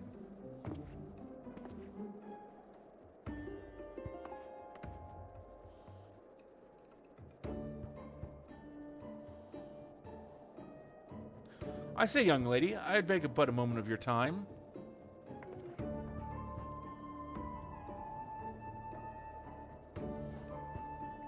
Somehow I doubt that young lady was targeted by the charlatans we seek. Aye, 'tis true. I too was taken in by the false promises of those awful, awful men. Long have I yearned for a chance to meet Sir Villeguin, so when they said I finally could, I couldn't hesitate for even a moment. When they escorted me to the manor and undid the blindfold, and I looked on the hideous faces of so-called grand sirs, I screamed and fled. They were gone when I returned with the watch, but the neighbors said they had overheard them speaking about seeking shelter in a place called Idleshire. I know it's not much, but I pray this information helps you in your search. My lady, I swear to you here and now, I, Hildibrand, agent of inquiry, inspector extraordinaire, shall not rest until those dastardly fiends are punished for their foul crimes.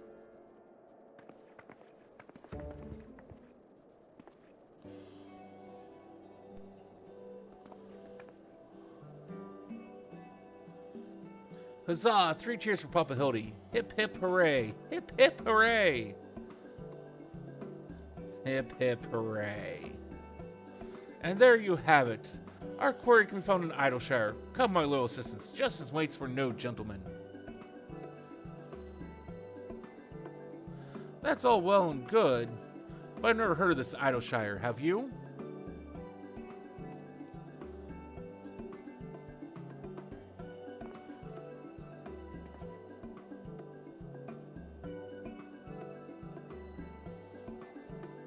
You mean we're to travel to the Dravanian hinterlands right now, just like that? Yep. That's the way this goes.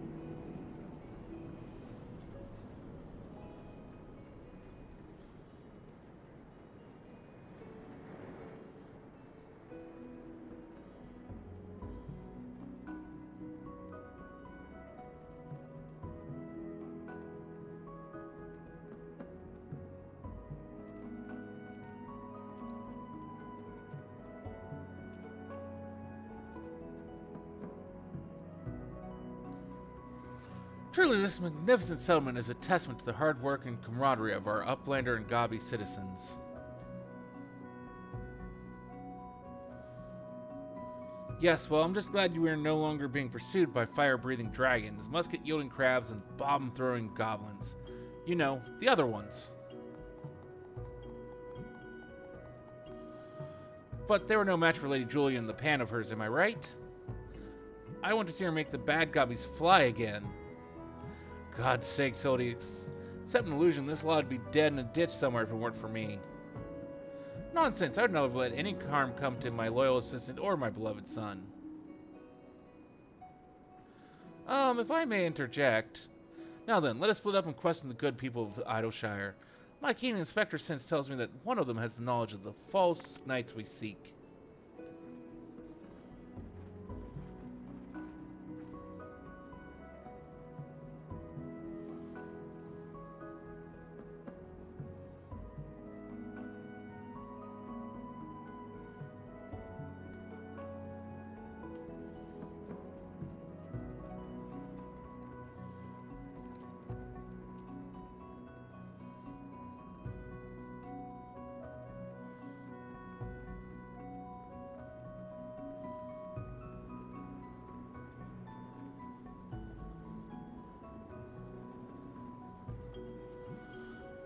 Yes, Lord Loudjacks knows of Grand Sirs. Sneaky uplanders keep to selves, mingle not with gobby flock. But each to own, Loudjack says no questions, only jingle shine.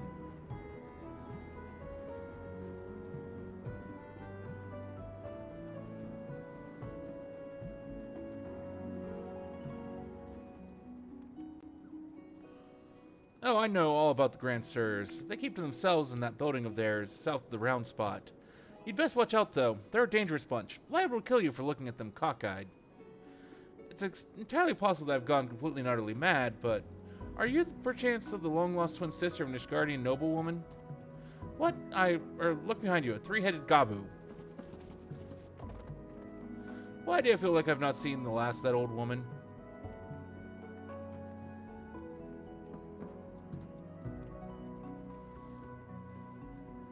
Oh, you must talk about them Grand Sirs. They drifted into Idleshire some time ago, as I recall. Pay visits to the Great Library, though I couldn't tell you why.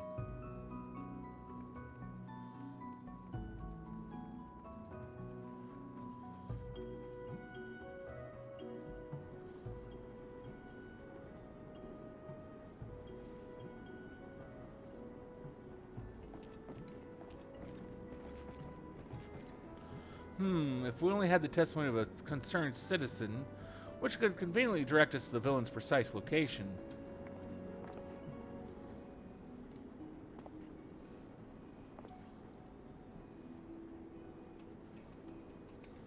The Grand Sirs are holed up in a building to the south of the markets? Good show.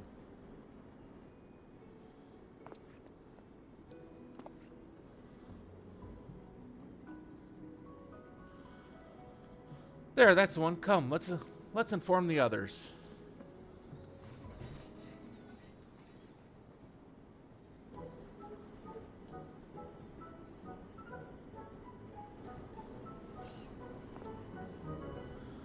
It would seem that no one is home. There's naught we can do but wait then.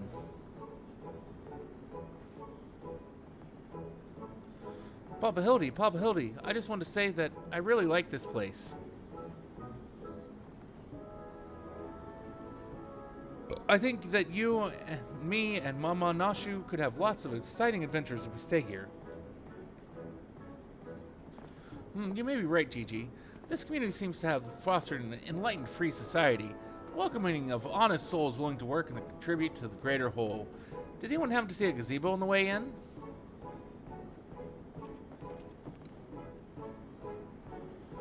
As I live in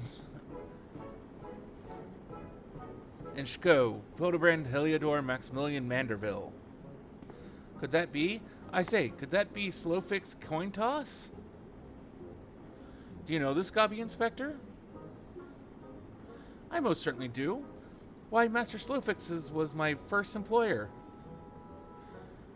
When traveling through Thanalan long ago, Gobby Flock was waylaid by Uplander bandits with no jingly shine to pay brass blades. We had no way to backtake goods. Until we make busy deal with Gentleman Uplander, that is. With fastness, he finds the Uplander bandits and brings much bangy boom, and returns to goodly Gobby's missing goods in great justice.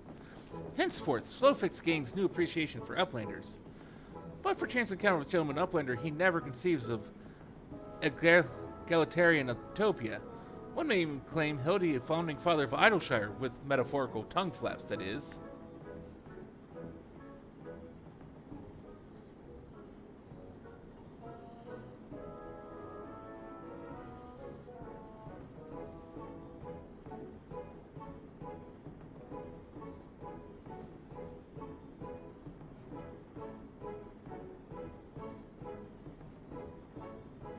Oh, the memories. It was a near thing, for the bandits were clever enough to see through my ingenious disguise as an innocent milkmaid. But in my haste to escape, I tripped over a barrel of fire sand and, as they say, boom, gobby doom.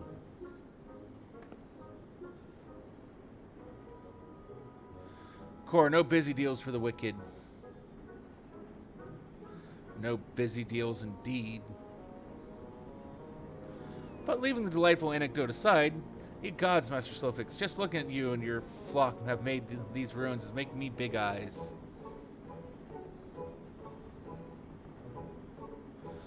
Goblin has come a long way since wandering days.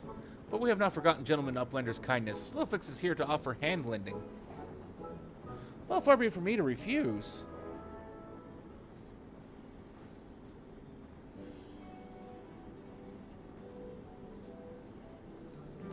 My son Gigi has grown quite fond of your magnificent city, and so I should like to stay here with him and my assistant for a time. Would not require much in the way of accommodations. A humble gazebo, for example, would more than suffice.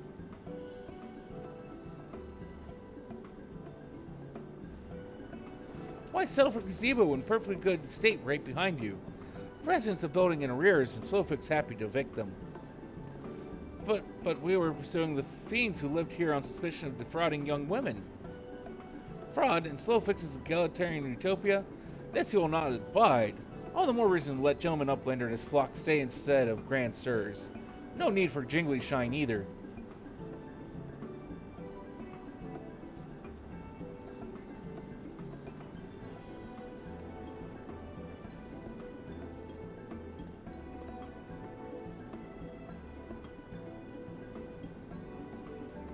Huzzah! A giant gazebo to call our own!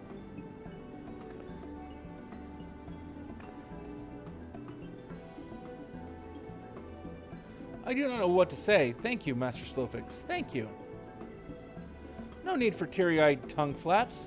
Gobbyflock is possessed of moral obligation to repay Gentleman Uplander for past generosity. Enjoy new gazebo, and good luck with hunt for Grand Sirs.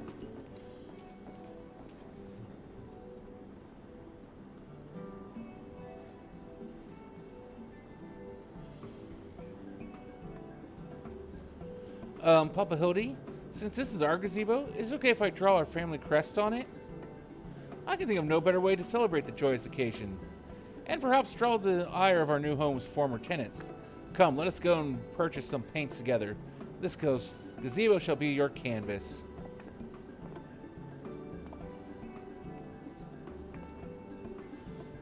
Now he's gone and got himself a sodden gazebo? Bloody hells, if he really thinks I'm going to let him keep on playing at being a father.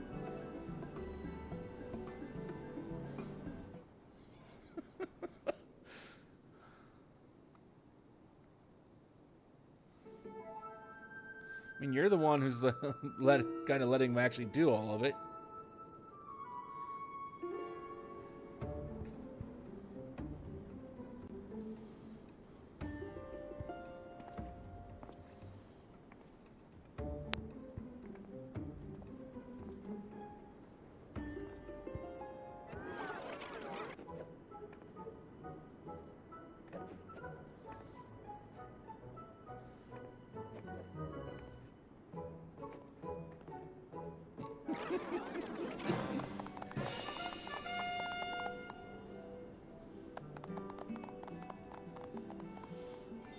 She's like, whatever.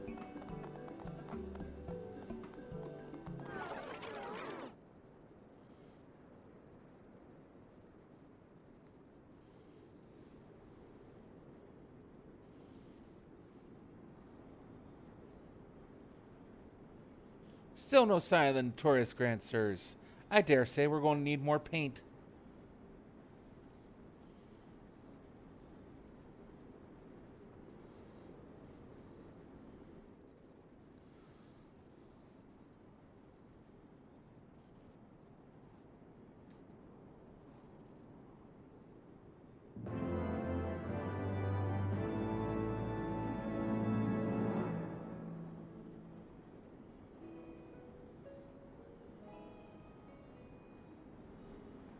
Don't trust anyone over 60.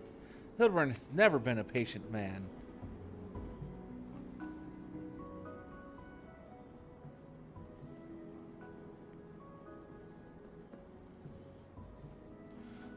Much as it pains me to admit it, a gentleman's stamina is not without limits. I dare say I could do with a spot of tea. Hey, Inspector, is it just me, or have those two been looking at us for the past few minutes?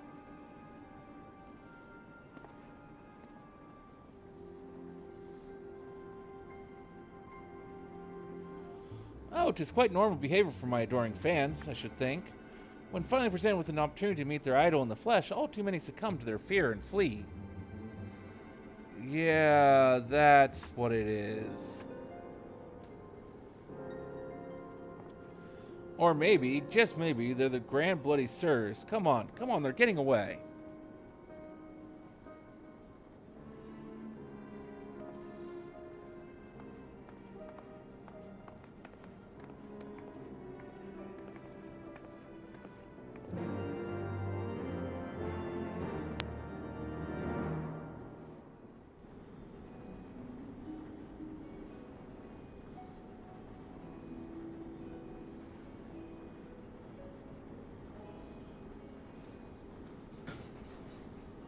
Okay, so I need to turn right as I'm heading out.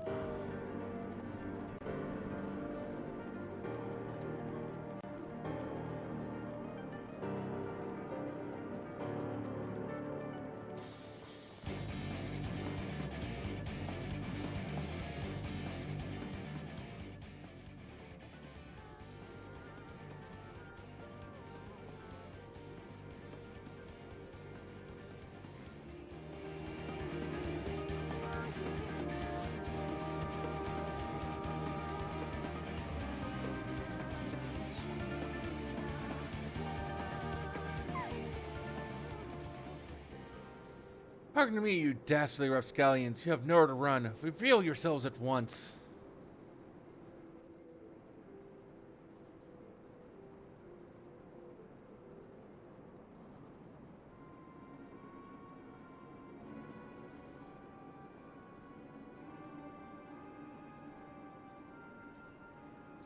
I shall not ask you again. Come forth, grand sirs. Name yourselves and answer for your misdeeds.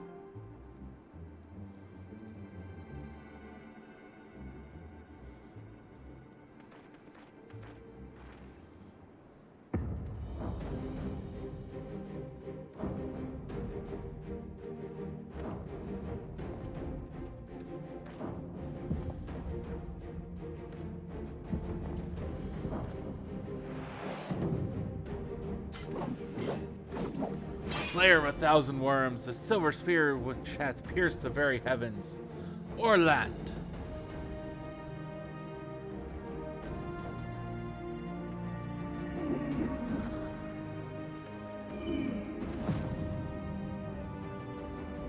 Master of magics, ancient and awesome, the divine hand which hath defeated all maladies save senescence and incontinence. Goonspart. Grand Sirs Excelsior. I don't know whether to laugh or to cry. Maybe both?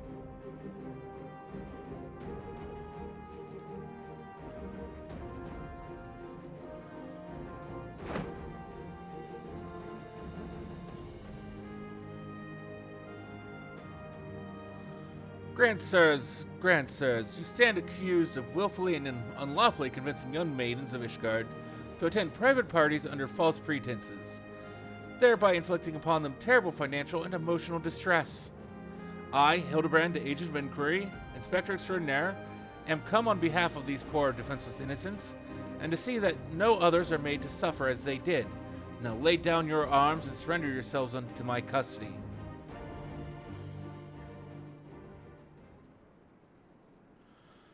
Ha! The audacity of this boy.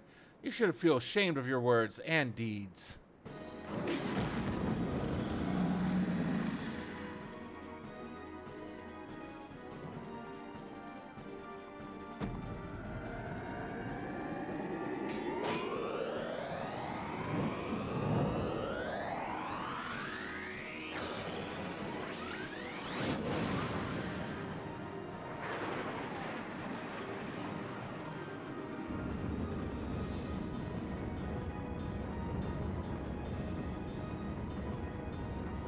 Gods, how I've missed this. The air streaming past, the blood pumping, the taste of copper on my lips, the slight dizziness. It was on a day like this that we met, wasn't it? And when we soared into those azure skies, we never truly came back down.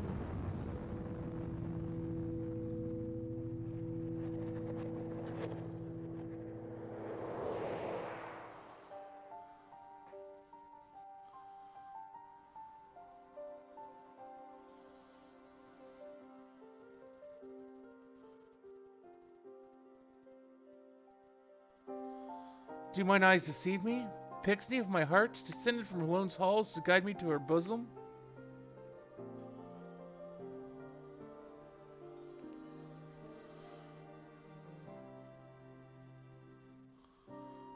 My beloved, my everything, long have I waited for this moment. Take me in your arms once more and lift me higher, higher, higher. Dude's lost his mind. Higher, higher, higher.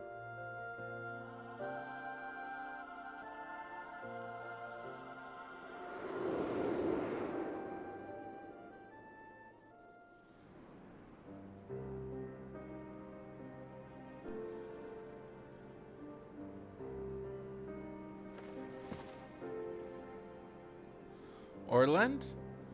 Orland? Orland!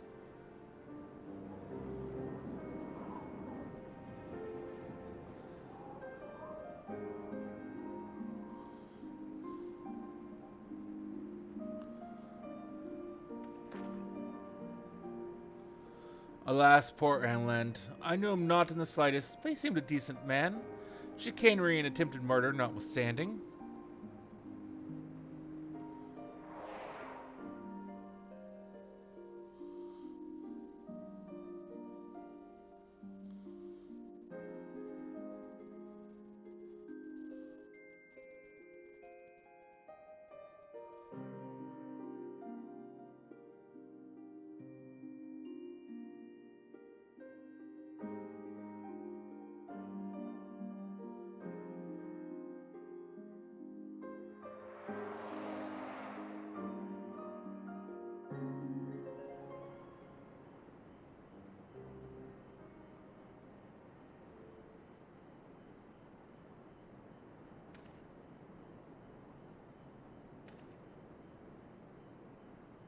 Wait, I've seen this before, all too recently.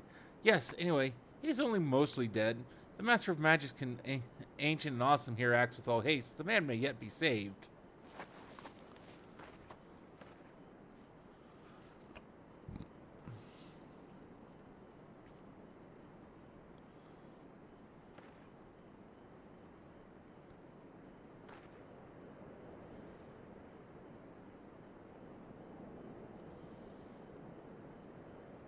Probably gonna go, where am I?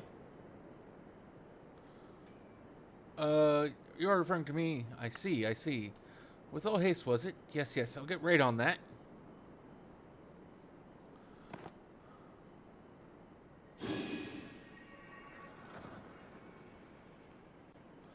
O mournful voice of creation, send unto me a creature of the abyss, my thrall to command, that I may smite... No, wait, that's not good. Let me see. Something of a rather less controversial tradition, yes. Something with more pep. A vortex of biting winds to rend the flesh. And smite my foes.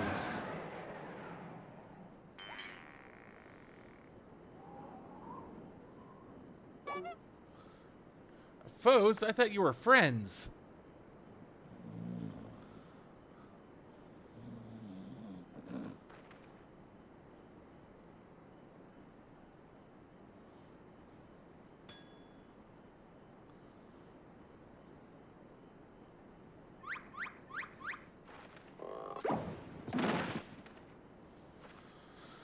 Saint Renette, bugger me with a bleeding guy bog. My back, my back. 'Twould seem I've underestimated you lot. That makes two of us. Enough, leave them be. Or do you not care what became of the mammoth?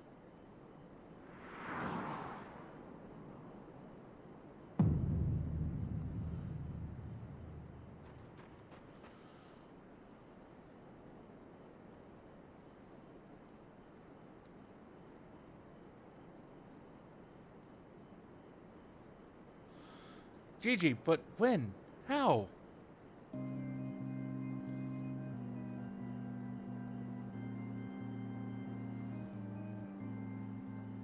I thought I recognized you. First in Ishgard, then in Nottinghamshire. You've been following us since we left the capital. Bearer of faces fair and fearsome, the midnight shadow which hath deceived kings and queens. Doris. You can't possibly have been so naive to think we'd not see through your ridiculous disguises.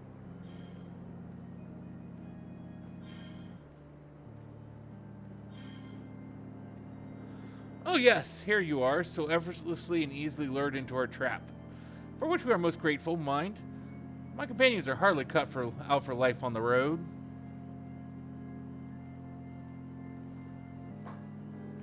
Always been in preparation for this moment. The parties, the petty schemes. From the first, the objective of this grand design has been this singular mammoth. I swear to you, if you harm Gigi in any way, we have no desire to hurt the boy. We but require his help to reclaim that which is rightfully ours. Our youth.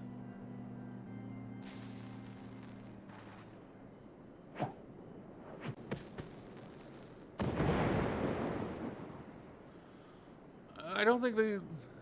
Confound it, I can't see.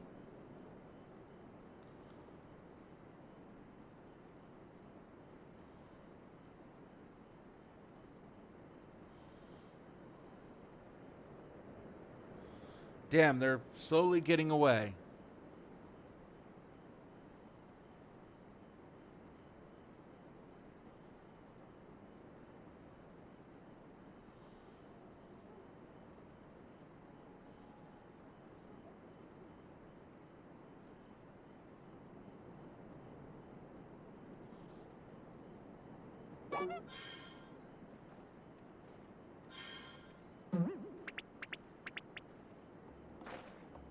Papa Hildy. Gigi.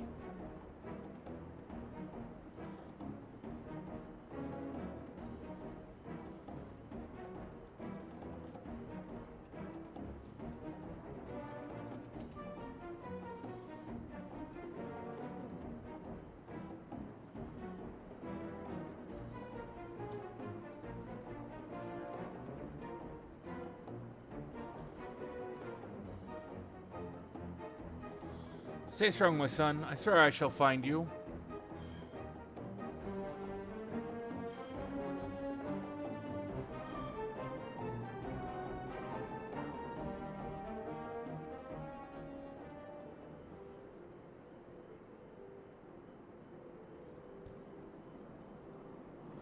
"12 strike me down for a fool. So desperate was I to seize the Grand Sirs that I failed to discern their true intent before it was too late. And now poor Gigi's in their clutches. What if I never see my beloved son again? I suppose we ought to be prepared for the worst. They could be halfway to Radzatan by now. I very much doubt that, given that they were moving at an adamantoise's pace. The little milksop's right. Let's get after the old buggers. Considering how fast that we've seen Hildibrand be able to move, that's what my mentor used to call me, among other things. Oh, the memories."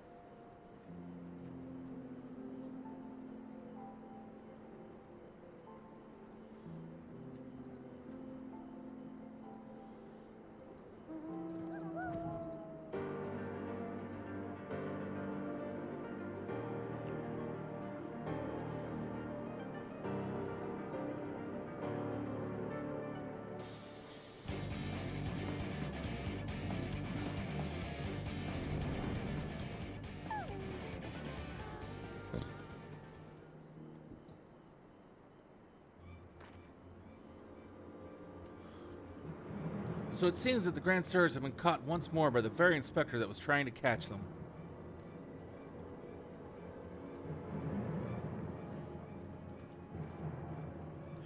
How ironic. Also, how premature. We have them, yes, but they still have Gigi, damn it. If only some manner of opportunity would present itself.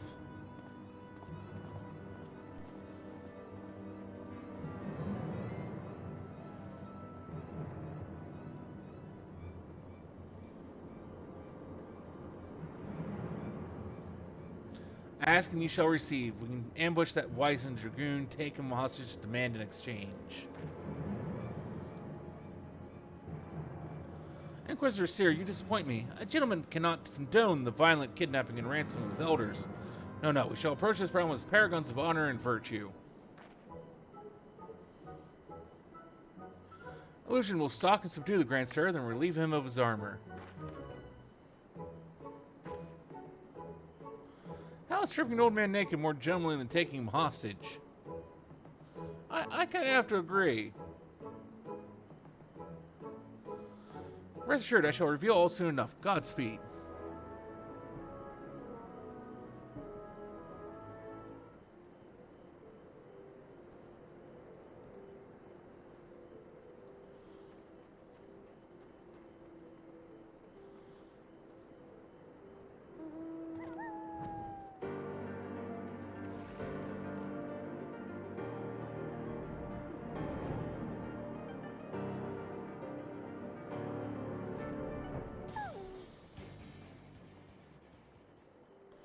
I knew you'd... Wait, who are you again? There's something awfully familiar about those muscular forearms, those strong yet tender-looking fingers. I say, would you be so kind as to massage my shoulders, young lady? There's this lingering ache, this tension that Goonspurt can't seem to soothe with his magics.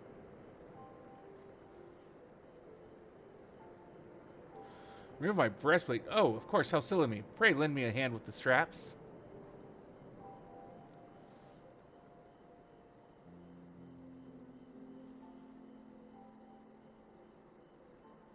Truly, young lady, you are a saint.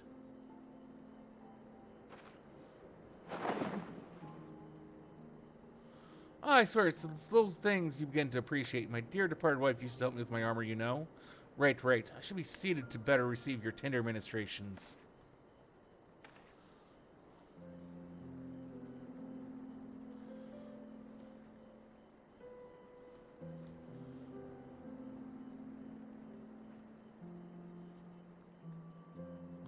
The healing tingle. Would that I had the tincture of salamander with which to treat these aches. My little Pixney used to spread them on my chest and under my nose, help me sleep through the night.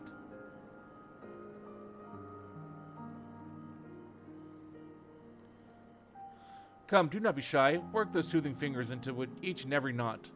Slowly, makes me forget my troubles.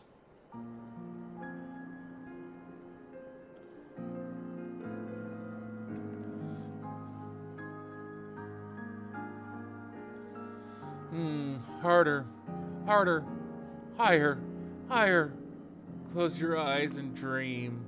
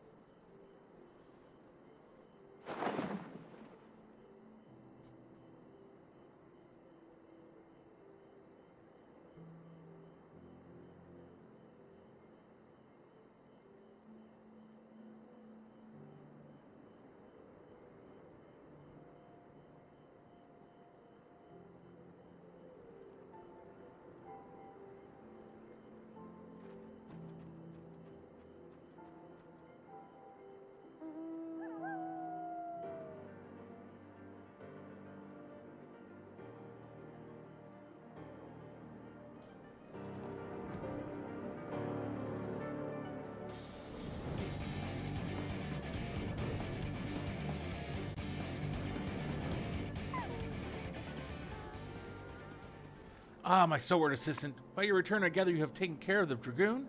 By taken care of, I mean afford him all due courtesy as befitting a man of his years, whilst returning with the equipment I require.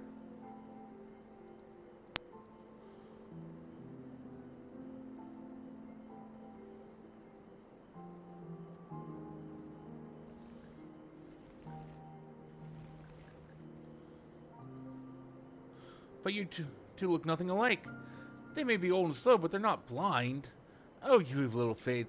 You're in for a treat, for you shall have a front row seat to the magnificent display of manner, villain, guile, and subterfuge.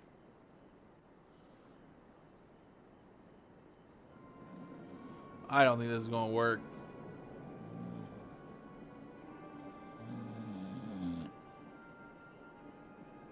Hey, is it time for dinner yet? We just ate, you daft bugger. And where in the hell's Zorland? I know he's got to take a piss every hour, but damn it, he could at least be quick about it.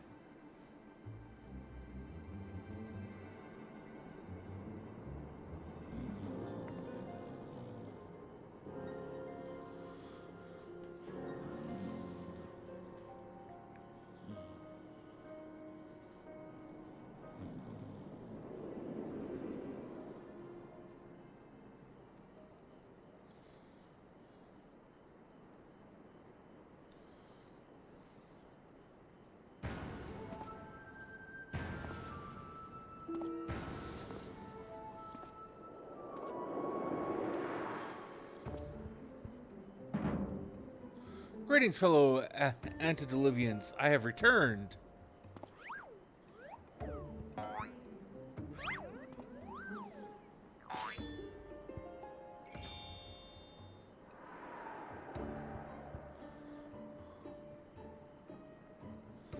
Oh, bollocks.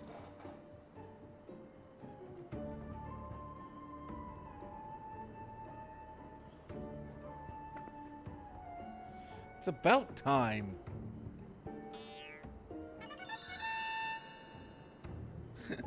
What? Okay, no. That's bollocks.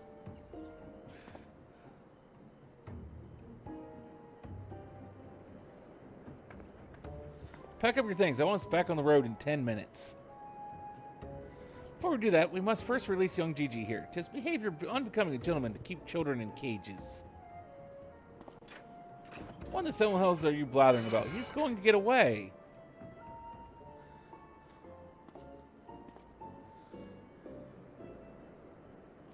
No, he will not. See, still here within my care. Right then. On a completely unrelated note, I shall now take the boy with me on a brief sojourn into the wilderness. Fury, take me. It's working. He's about to walk out of there with Gigi and they won't even try to stop him. So far, so good.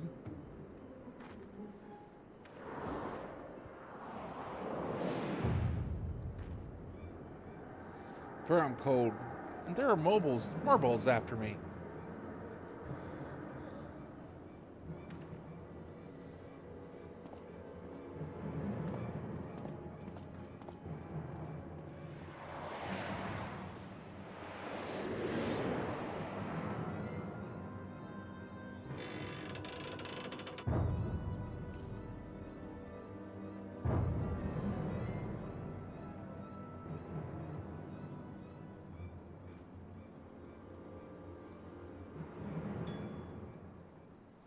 I'm me, but you're also me. But that can't be, unless... This is it. This is the moment my life flashed before my eyes. Oh, my dearest Pigsney. We'll be together at last.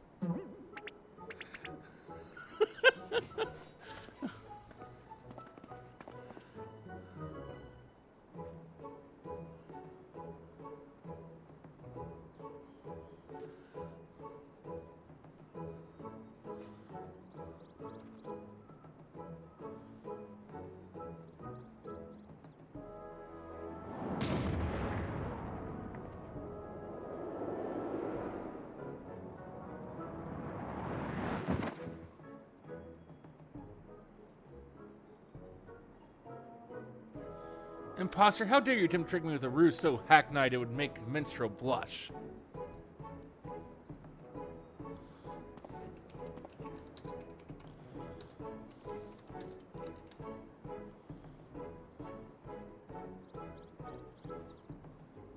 Ye gods, I never realized dying would hurt so much.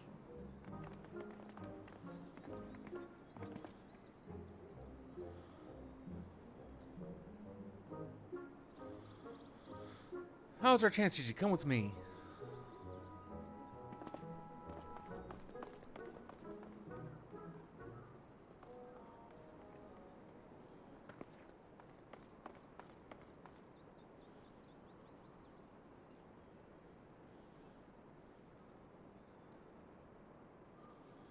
Vivi, wait! My son, what's gotten into you? Vivi. Vivi. Where have I heard that name before?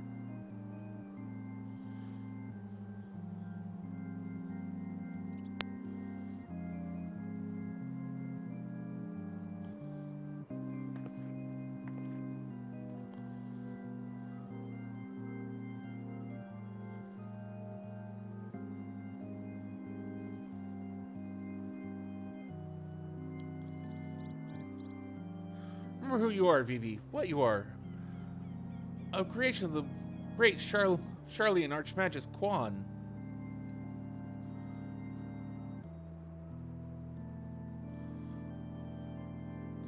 Quan, I was given life by...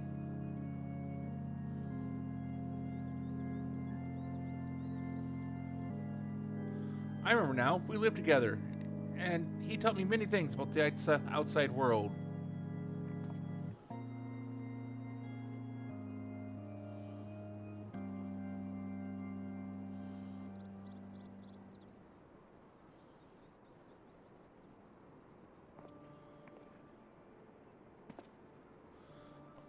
What exactly do you remember, my son?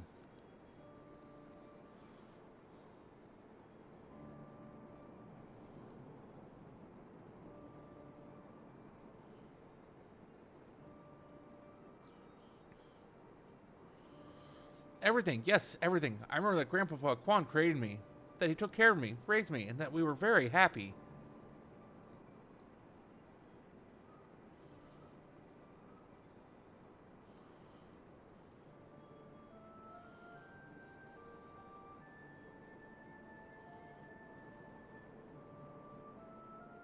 But then he abandoned me.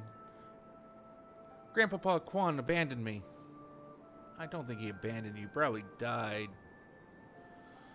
He believed you were flawed, Vivi, that you lacked the power to turn back the hands of time and make him young again. And so, in his ignorance, he cast you out and died all alone.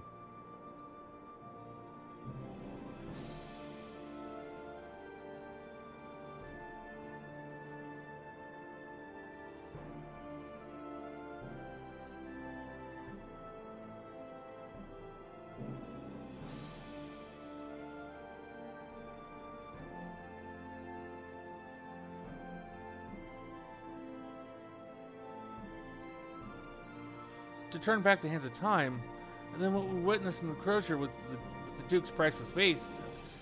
That power could be brought to bear on people? I don't think it can. Inanimate objects sounds about right, but not people.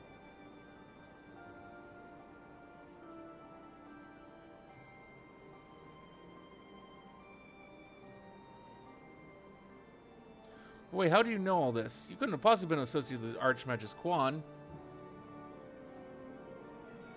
We found his journals during one of our many trips into the Great Library. Scavenging for valuable relics is one of the few ways we have left to make a living.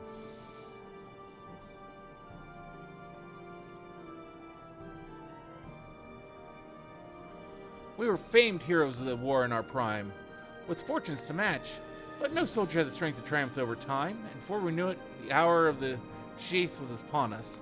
Ishgard no longer had need of our services. So we came here to eke out a living, to keep doing what we do best until our bodies wouldn't let us. Imagine our surprise when we stumbled upon the opportunity of a lifetime. A second lifetime, as it were.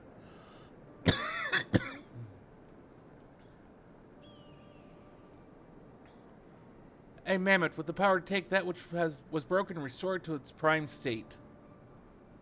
To turn back time with its temporal magics and give us back our misspent youth. Fury take me. That is also... I don't even know if there's a precedent to determine whether or not this constitutes heresy.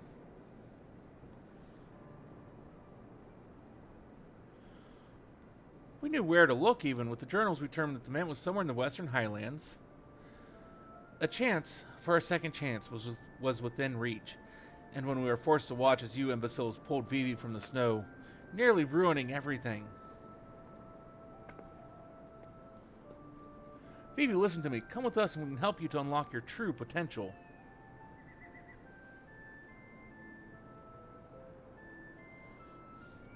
Just think what we could accomplish.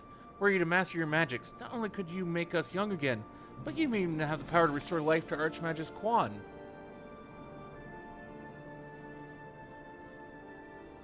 Vivi? Vivi.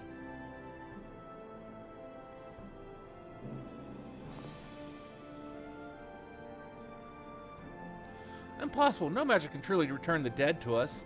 At best, you can animate a corpse. And I need not review the precepts to declare that the products of necromancy are abominations in the eyes of the Fury.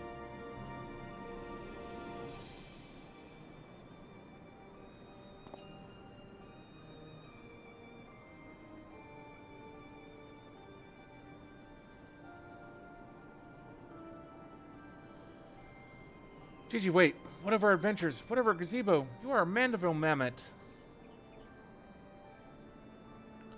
You have always been so kind to me, Papa Hildy, and I will forever be grateful for that.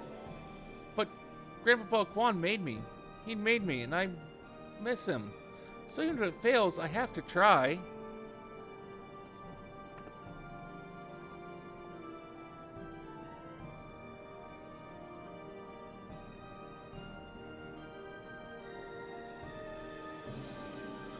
What are you doing? They're getting away. We have to stop them.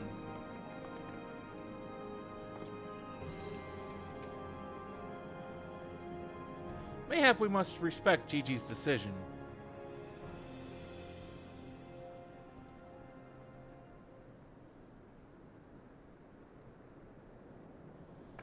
So that's the end of that chapter, eh? You're giving up and coming back home?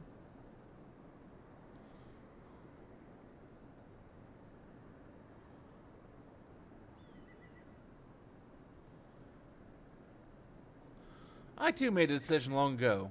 To become a traveling inspector. I've even stood by it. Mayhap it is from this singular stubbornness of mine that Gigi took inspiration. Nay, I cannot abide it. He is my flesh and blood, my son. I dare not let him use his temporal magic to pervert the natural order. It falls to me, his father, to ensure that Gigi keeps to the righteous path, and only utilizes traditional methods of zombification to raise the dead.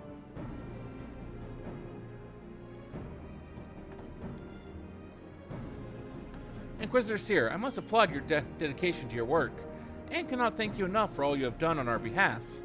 Yet I fear if we continue as we are, Gigi may be driven to rash action. Therefore, I would ask that you suspend your pursuit of the Grand Sirs for a time, that I might be afforded the opportunity to convince my son to return peacefully. Well, seeing as how we can only guess the full extent of Gigi's power, it might prove dangerous to act aggressively should he choose to use them.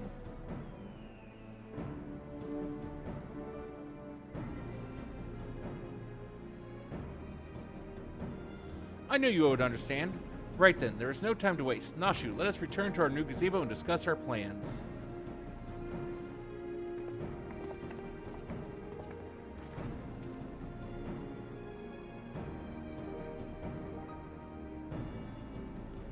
I suppose it needn't be a shame that he gave up that easily, though that means I'll have to stick around even longer.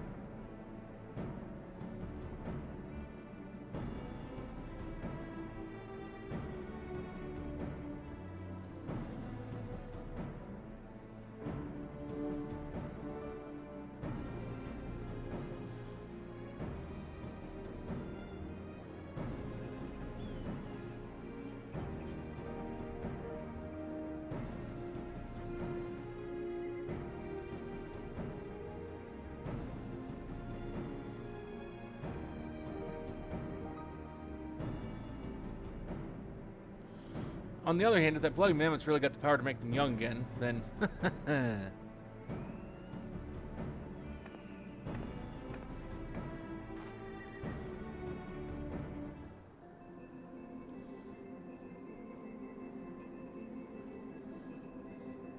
I said I'd suspend my pursuit, and I will, but that doesn't mean I won't continue my investigation of that mammoth and its powers.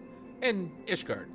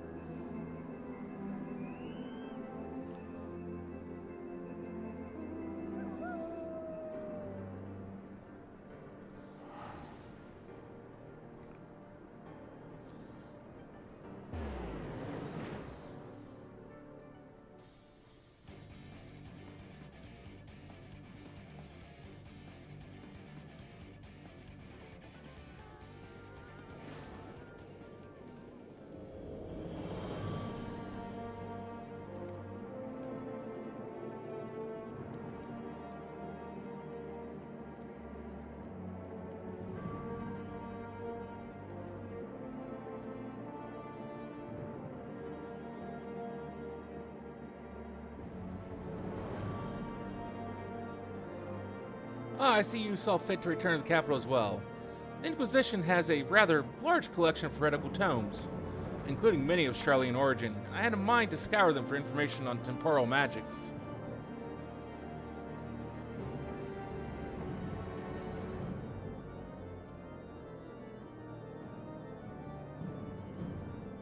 This is, of course, all for the sake of confirming the mammoth's heretical origins.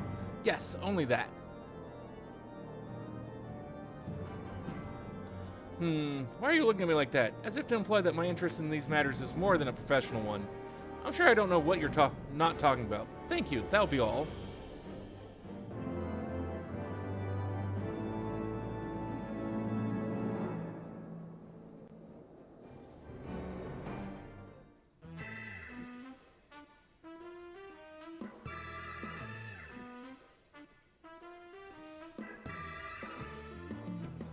I don't like these credits as much as I did the previous set of them.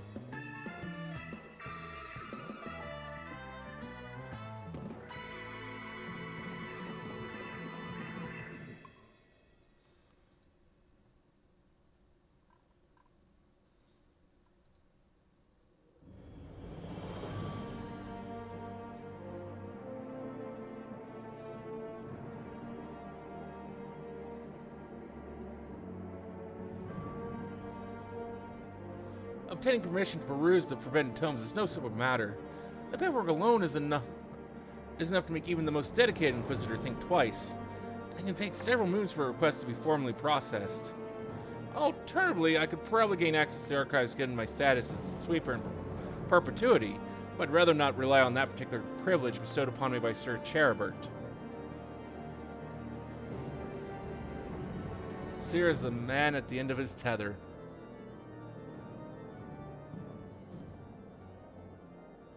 We need to speak, Illusion. I've been scouring the archives for any information regarding temporal magic since last we spoke, and the results have been rather troubling, to say the least. As you may or may not be aware, ancient Alug is portrayed in the Enchiridion as a cautionary tale, a great empire brought below by its vanity and hubris. However, there are certain apocryphal texts in which the Alugans are cast in a more sympathetic light, if not outright exalted. 'Twas in these texts I found references to temporal magics once wielded by Allagan mages. Said magics could be used to halt or even reverse the temporal state of a given object. If these accounts are to be believed, and if Gigi's abilities and these magics are one and the same, then it may well be possible for him to turn back the hands of time for the Grand Sirs, much as he restored the Duke's priceless vase. That being said, there is no telling how this will work with regards to a living being.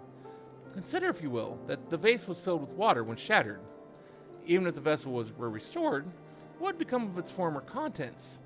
Would it be filled with water as before, the very same, every drop returned, or would it be a different water? Or would the water once split be forever lost?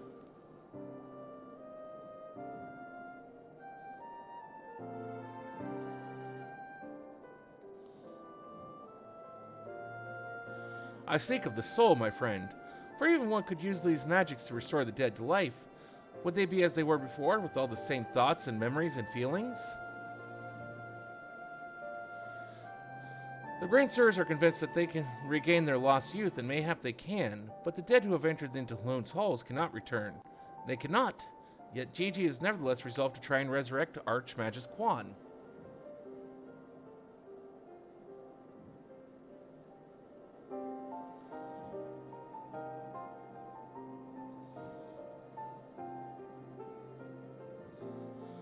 Speaking of which, according to the archives, Archmagus Quan was an accomplished scholar known for his study of ancient Allagan magics. Further evidence that Gigi's abilities are likely derived from ancient traditions, I suppose. But more importantly, I learned the location of the Archmagus' former residence. Mayhap we could find something of interest there? Something which could help us persuade Gigi to change his course. I had a mind to summon Inspector Hildibrand and make the journey there together. Would you be willing to join us? Excellent. Let us be about our business.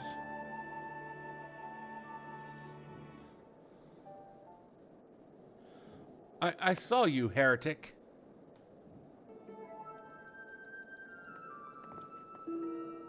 I beg your pardon. Are you accusing me of being a heretic?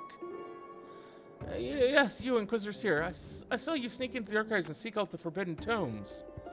Saw the mad light in your eyes as you partook of their forbidden knowledge. Oh, for the love of, I did all that for my investigation. You admit your crimes, that you did secretly without permission in blatant contravention of our rules read forbidden tomes. Then by virtue of the authority vested in me by the Supreme Sacred Tribunal of Hellenic Inquisitory Doctrine... You stupid, ignorant. Are you so desperate to keep your goddamn job that you'll go around accusing all the world and his wife of heresy? Is that what we've been reduced to? I'm sick and tired of looking for heretics in every bloody shadow.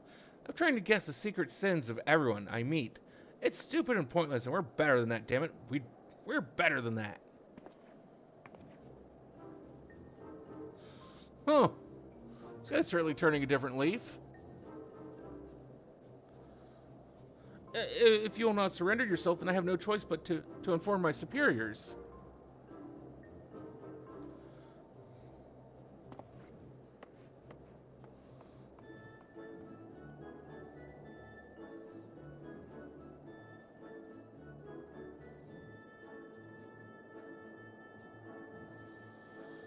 Well, that all came tumbling out, didn't it? I suppose there's no point in trying to convince myself that I have no personal investment in this matter. Or that I still have a professional one. Somewhere along the way, I stopped looking for the guilty and started looking for the truth, perhaps, and a way to help those in need. But there's no place for people like that in the Inquisition, is there? And it's only a matter of time before that stuttering fool comes back with an armed guard. Let us depart for Idleshire at once. We need to find this inspector.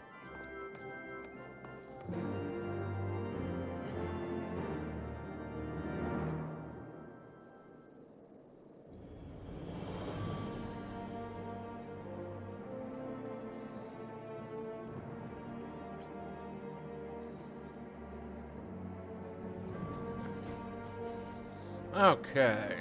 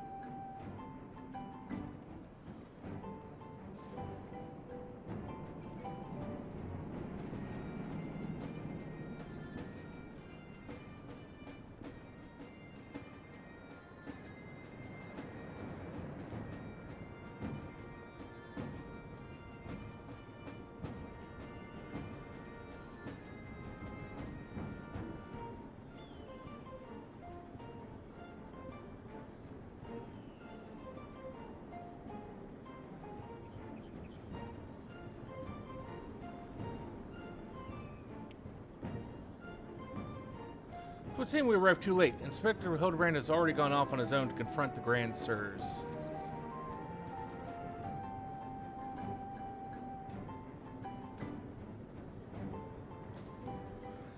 They came back briefly to trade jingly shine for supplies and whatnot, you see, and the Gobby's ear caught them trading tongue flaps about killing dragons in the Forelands.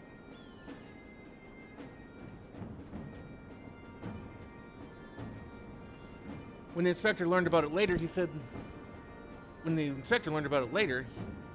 he had to get after them right away and backtake Gigi. He said he had a duty, not as an inspector, but as a father. Bugger that. He's got no obligations to Bloody Mammoth, especially one that chose to leave of its own free will, as I recall. I swear, I turned my back on the boy for one bleeding second and lose his goddamned mind. Afraid he might try to do something reckless. Don't you think we should try to find him and offer hand lending? I'm rather more concerned about what will happen if the Grand Sirs attack, or worse, kill any of Rosragar's brood. But first things first, I suppose. Illusion, would you be so kind as to assist Mr. Snoshu and Julian in their search for the Inspector? I will pay a visit to Archmagus Quan's abandoned abode in the meantime. Oh, and before you think to refuse, know that you need not fear for my safety. Let us just say that our singular experiences together have inured me to the harsh realities of, well, reality.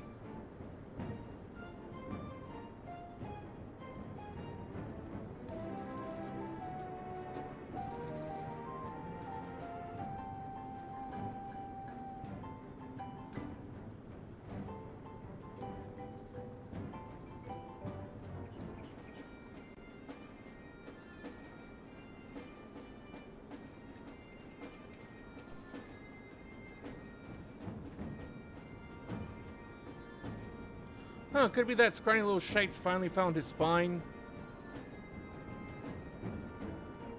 Let's start by heading to Tailfeather. I reckon the Inspector probably went there first to ask for the Grand Sirs, so if we do the same, we're sure to catch up with them eventually.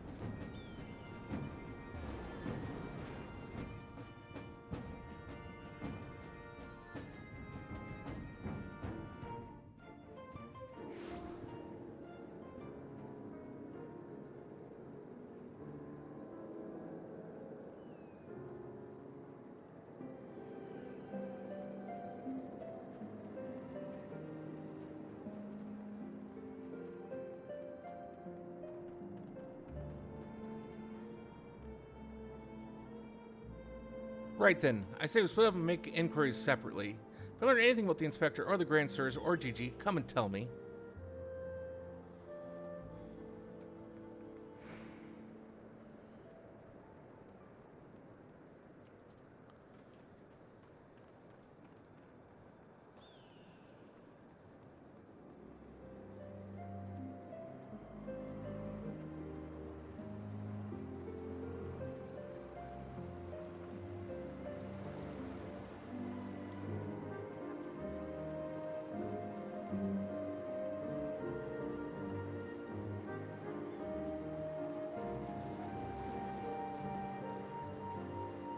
The Ishgardens with the Mammoth?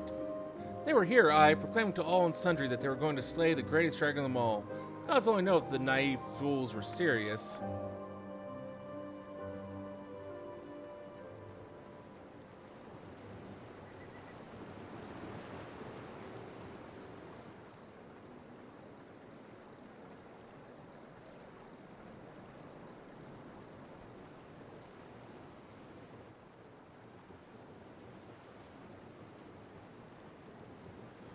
Oh, those daft sods.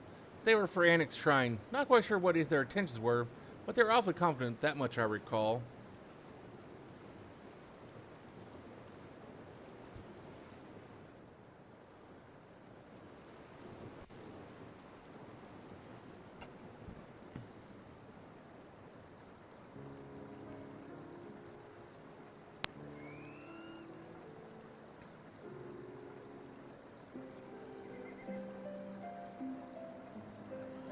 Three Dragon Slayers and Mammoth, eh? I'd call you a mummer if I hadn't seen them come through earlier. Buzz about how they were off to kill the biggest one yet.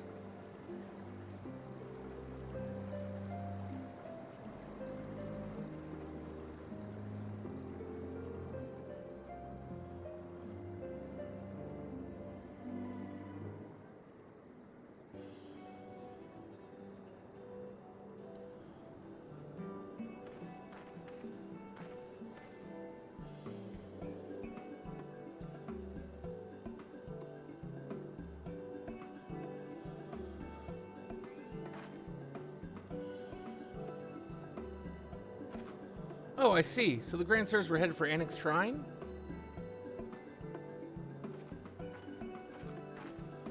And my dear boy wasn't far behind them either. What are we waiting for? Let's go!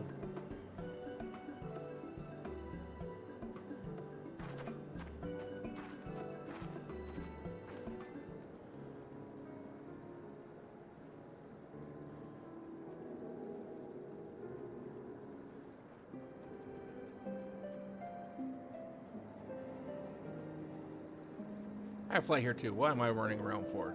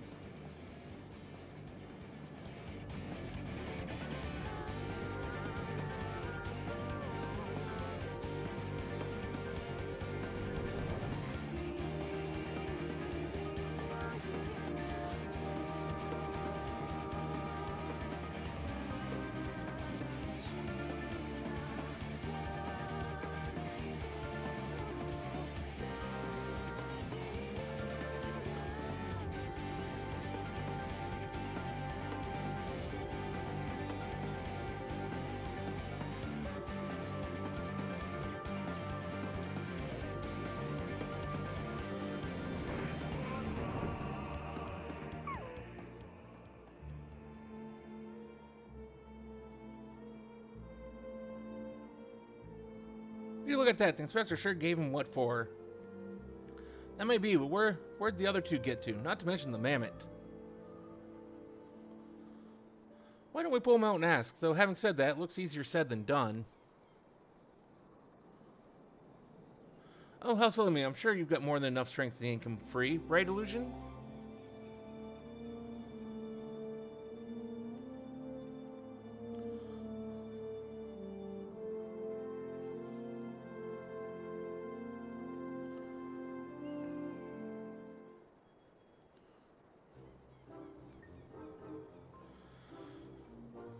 Hildibrand?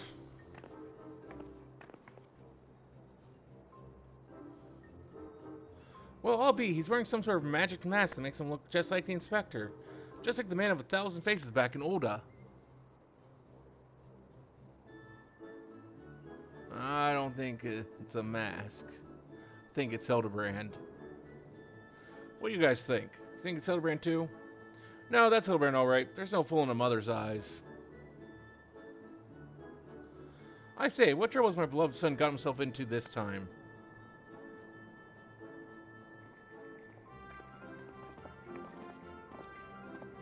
Why, hello there, Lord Gobbert and Inspector Sear.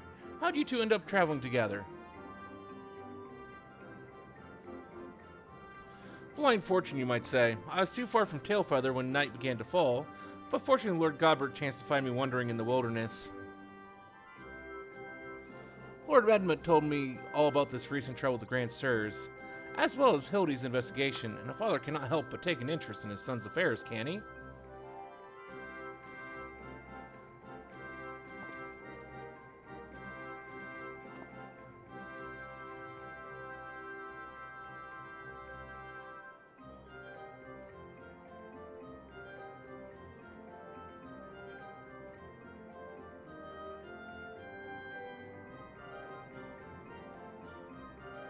As for me, I was eager to share with you my latest findings, namely Archmagus Quan's research notes.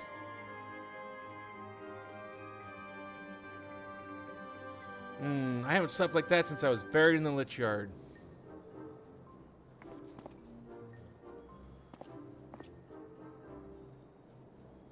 Well, well, I must confess no small measure of embarrassment to be found in such a state, having been so unceremoniously disposed by the Grand Sirs. But, ignominy notwithstanding, I am most grateful for your succor and pleasantly surprised to be reunited with you all. This wouldn't have happened had you waited for us instead of... Wait, why in the hell are you still wearing that rubbish?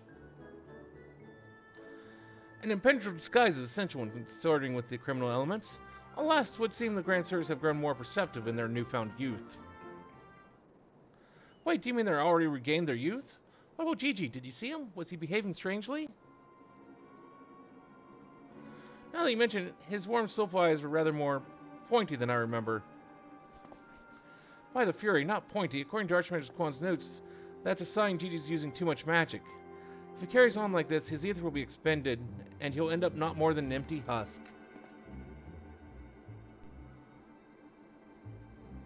This is terrible news. Let's catch up on to the Grand Sirs at once. Do you know where they were headed? All I heard was they were keen on to slay dragons.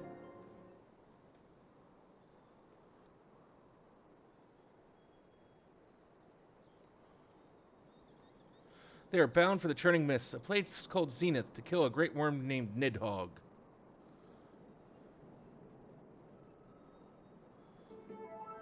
Really? That all happened? Huh. I meant the other one, Ralsvagar.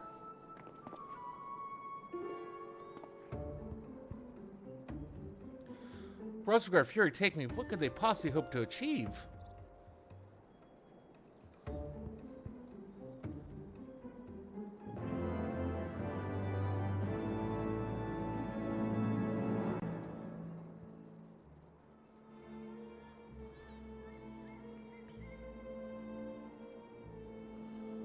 Hildibrand wishes to entreat your aid in a matter of grave import.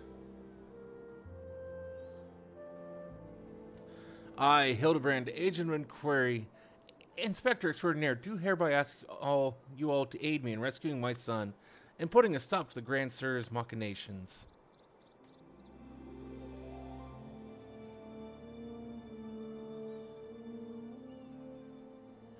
You know, there's really no need for all that. We came because we wanted to help.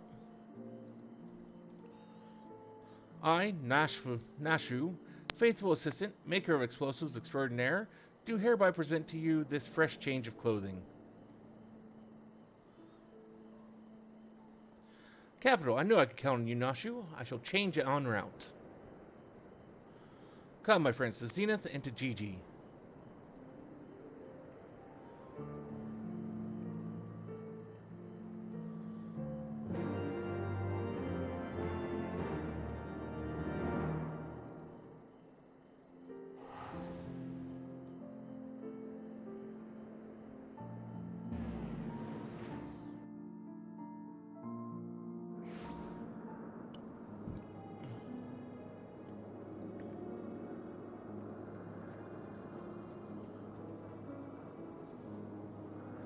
Make ready, my friends. The final battle with the Grand Sirs is at hand.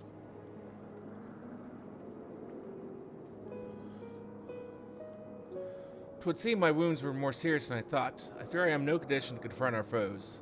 There is but one thing that could restore me to my former indomitable self. Don't you worry, I've got some salamander oil right here. Shall Mummy give her baby boy a massage? Oh, my dearest Mummy, mother dearest, I am not imposed upon you. Not even when my ever-loyal associate Illusion stands ready to minister to my muscles. Don't tell me you're embarrassed. Let Mummy take care of little Hildy's hurts. My dear wife, I know you mean well, but let Illusion handle it. Theirs is a bond which transcends time and space and personal boundaries. If that's the way of it, I'm counting on you, Illusion.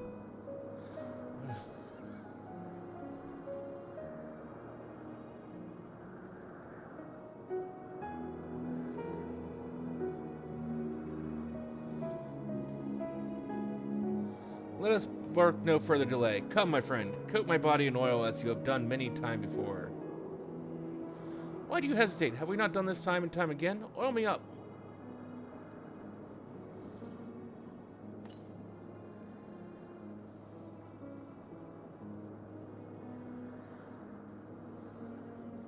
Maybe done a few too... Oh, how it soothes my aches and pains.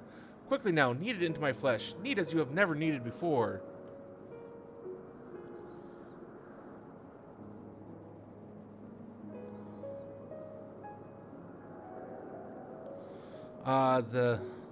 Such furious kneading, I applaud your enthusiasm. Mayhap I urge you to excessive force? Nay, you are in the right. Already the gentle warmth begins to spread throughout my body. The fires of righteousness burn anew in my breast. Derived from the purest essence of salamanders, the ancient legacy of House Manderville. Salamanderville, to you, my beloved son, Now become a proud father, I bequeath this most sacred of oils. Salamanderville. Could it be that the legends were true? Your muscles shall shine with the brilliance of 1,000 suns. No mortal man will have the power to do you harm. Verily it is so. For by its grace did I once weather the slings and arrows of a bandit horde and bring my hammer of justice to bear upon their wicked souls.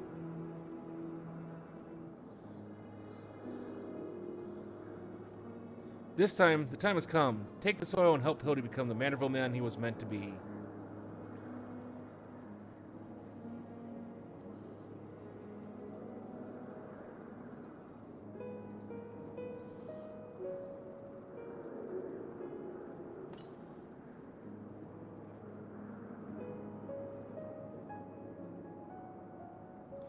Oh, the cellar of Manderville, how it flows into every nook and cranny.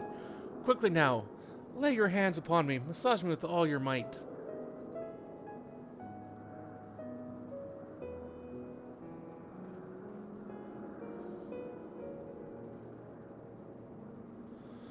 Yes, that's the spirit. I can feel it building and rising. Rising.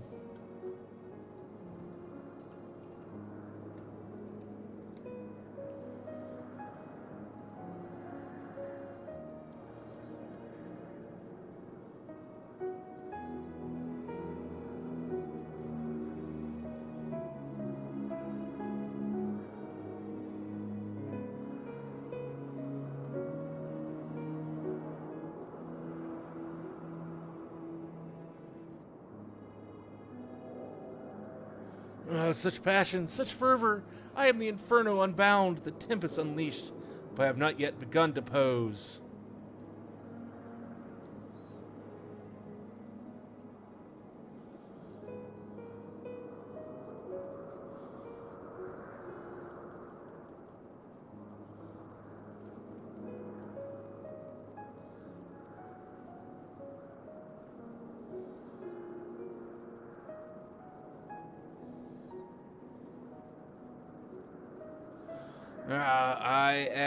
I am a Manderville man.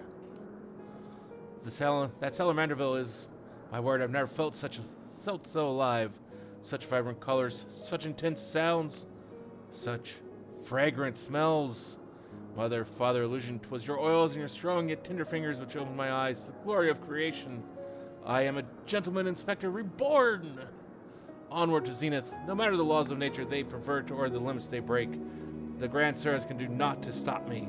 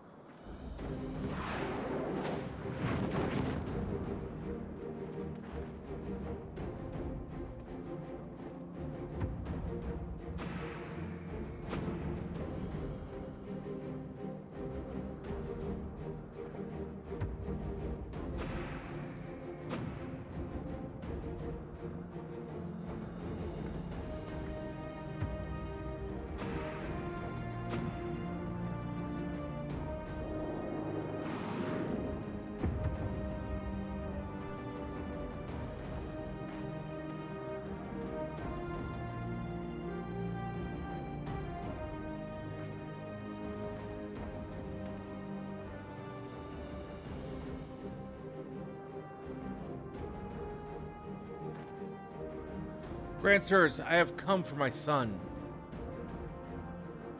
Must we do this now? We have a dragon to slay. There's no need for any of this. The war is over. But not for long. The worm's death will give rise to a new era of fire and blood, and we, having consumed his eyes, will use our new powers to win untold glory on the battlefield. Our legends will echo in eternity.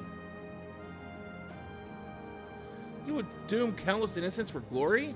No, I won't allow it. Over my dead body. Far be it from us to deny you, then. This is the end for you. The ultimate end.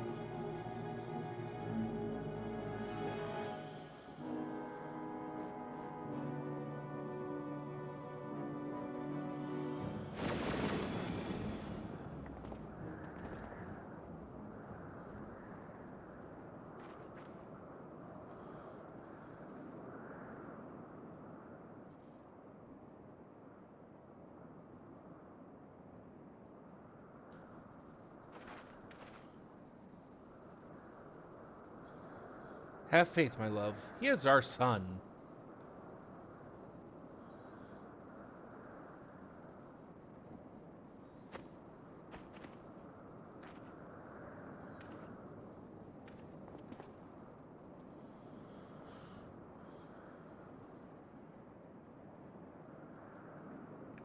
Gigi, my beautiful boy. Pray do not look on me with such pointy eyes. Let Papa Hildy take you home to our gazebo. Stop calling me that. My name is Vivi. Vivi. I remember everything. My powers, my purpose, my grandpapa Quan. I made them young again, but it's not enough. I need more. More, I need the worm's eyes, and then I can finally bring him back. I'm sorry, Gigi, but no, you cannot. Grandpapa Quan is gone. He's right, Gigi. Mayhap you could restore his corporeal form and breathe life into it, but his soul, what made him your grandpapa, is forever beyond your reach. That's not true. I can restore anything to its ideal form, to the way it should be given, should be. Even Grandpapa Quan, even you, Papa Hildy. Please, Jesus, you have to stop. If you keep using your power, you'll die.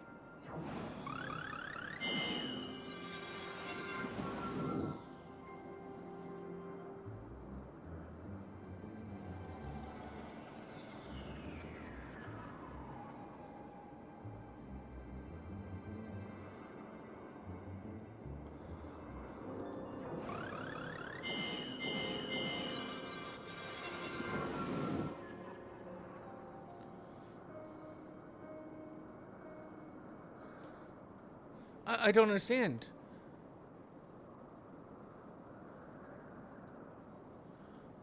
Your clothes are still dirty and tattered. It's because I'm already in my ideal form.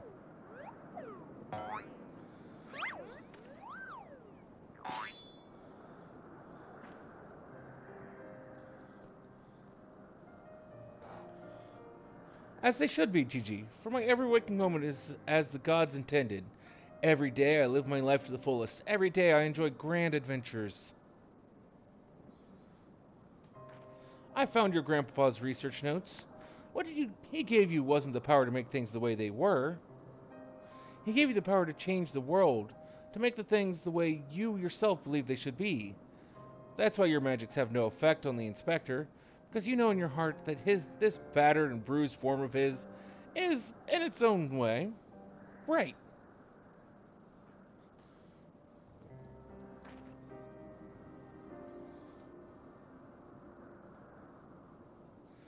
My thoughts exactly, Inquisitor Seer. It is for this selfsame reason that you are unable to make Grandmaster Quan younger. In your heart, you knew that there was not that needed to be changed. Your beloved Grandpapa was exactly as he should be.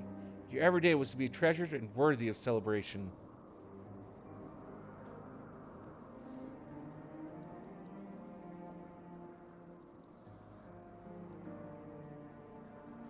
Then, then that what about the Grand Sirs? Why was I able to make them young again?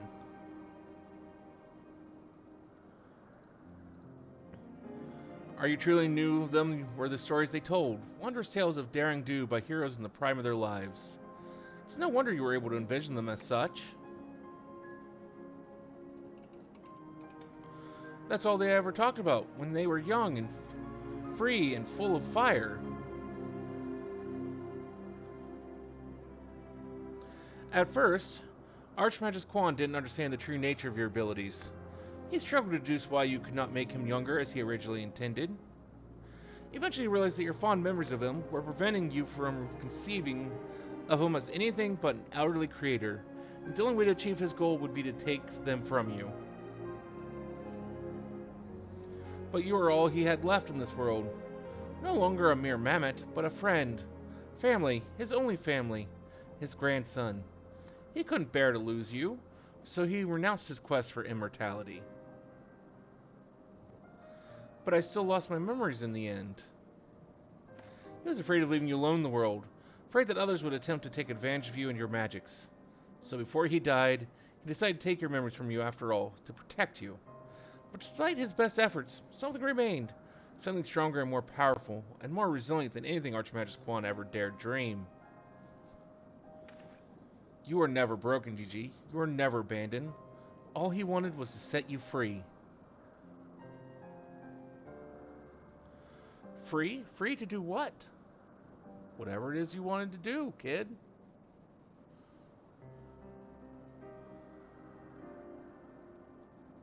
Whatever you wanted.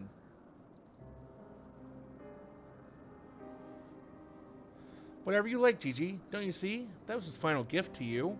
A new life, a new story all your own.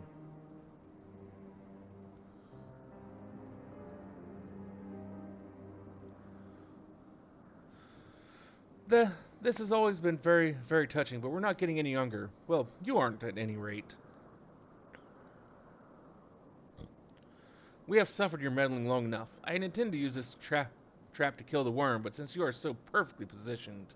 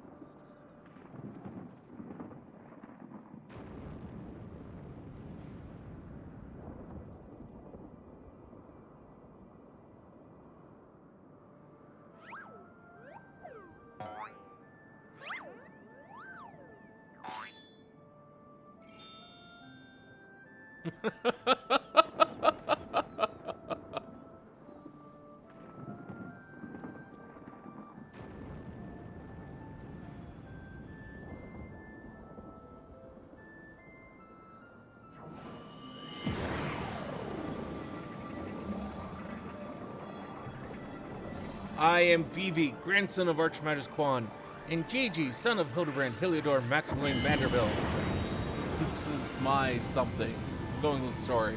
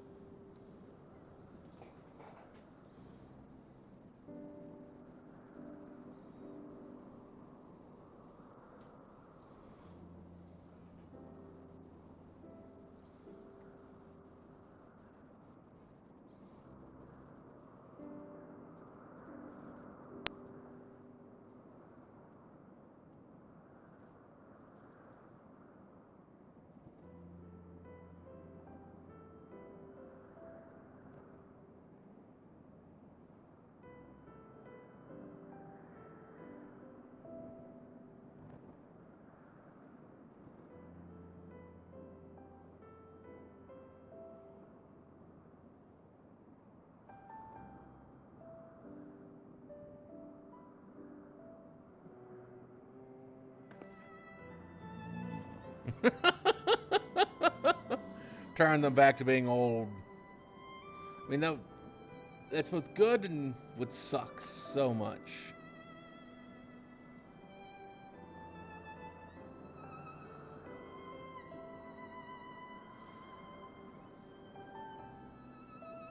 To have momentarily been restored.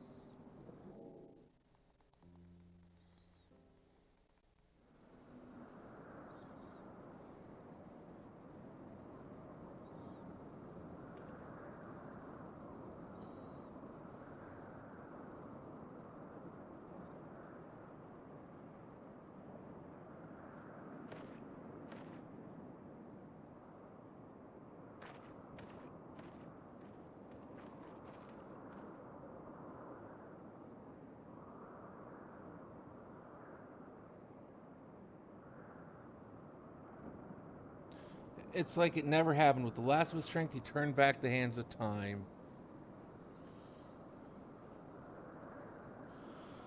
Not just for the pillars, but for us all. He made us all as we once were, as we were meant to be.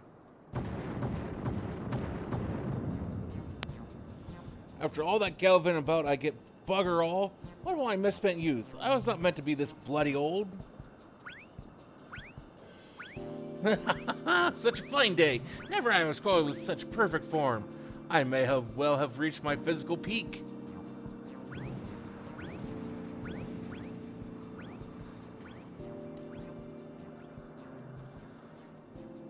Ah, what rot. Act your age, you daft sod. You look foolish. You should be grateful. Gigi saw what you had become and gave you a second chance.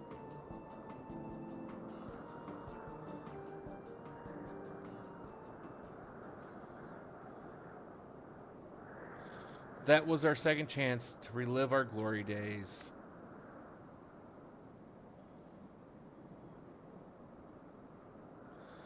It was all rather silly, though, wasn't it? Maybe Quan even had the right of it. Maybe it's not so bad growing old.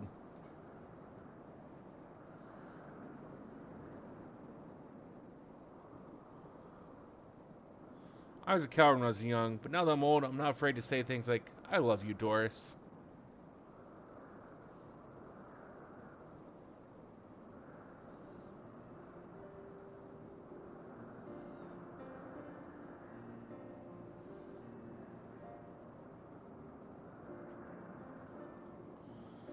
You're a blind, bloody fool, Goonspurt.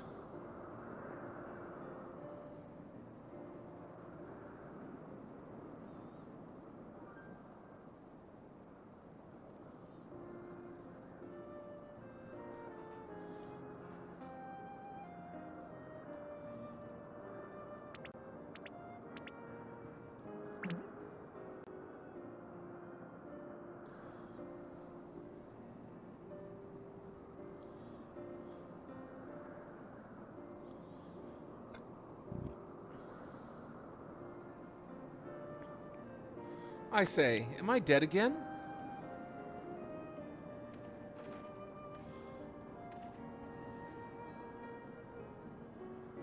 Quite alive, Inspector, along with everyone else thanks to Gigi. The Grandsires are also in our custody.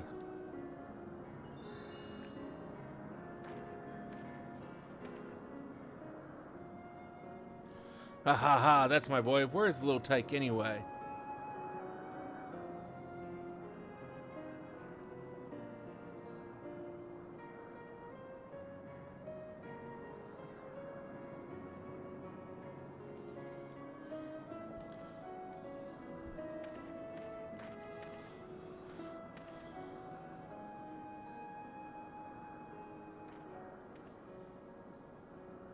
Gigi embarked on a grand new adventure. He's no longer with us.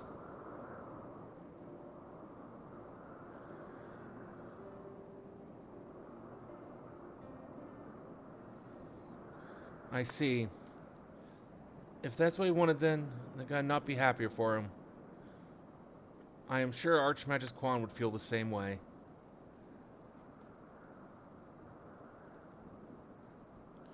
What do we do now, Inspector?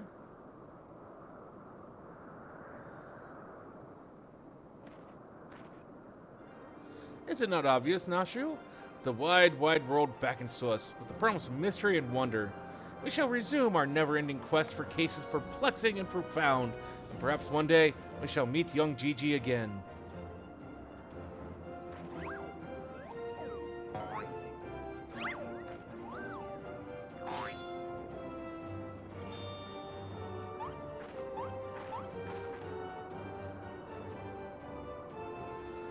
I hate to admit it, but this whole mess got me thinking that maybe it wouldn't be so bad if I really did have a grandson.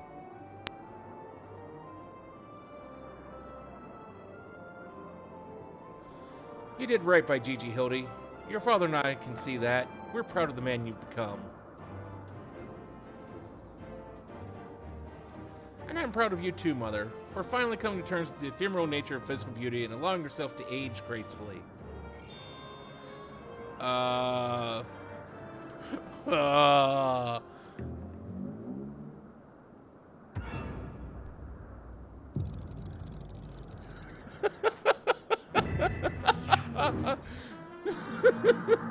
Gracefully, was it? I knew that had to be coming. I fear we may have had a failure to communicate.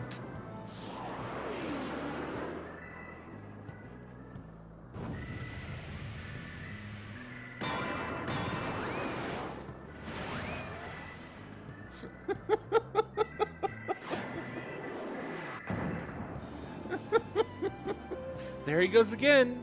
Wait for me, Inspector. Wait!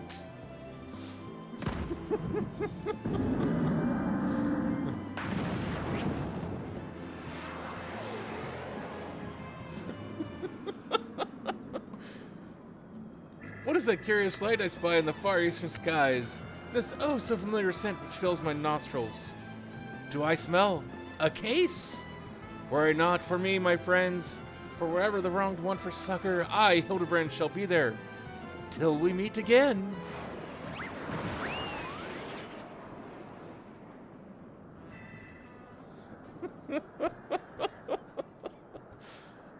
I do so love the Hildibrand quests.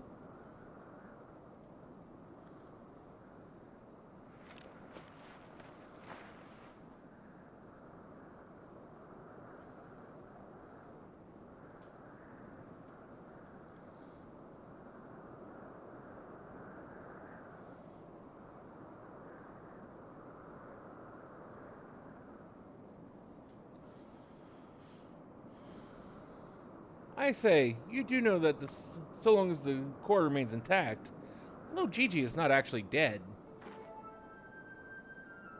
That's right, so dry your tears, boy. There's no need for all this moping about. He has fallen into a dormant state because he used up all his ether.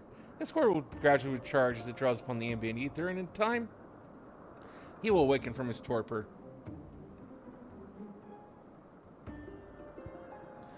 I shall tend to the child for now.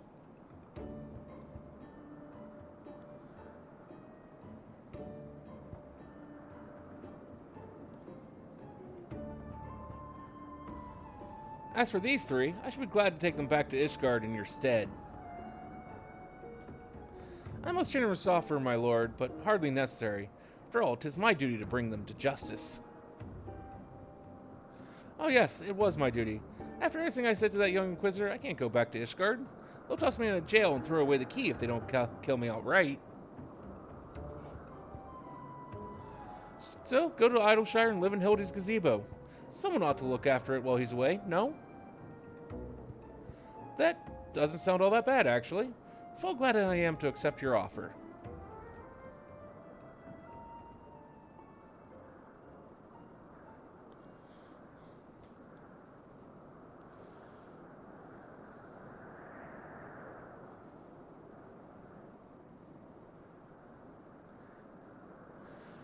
I suppose there's nothing for it but to wait until he comes back down.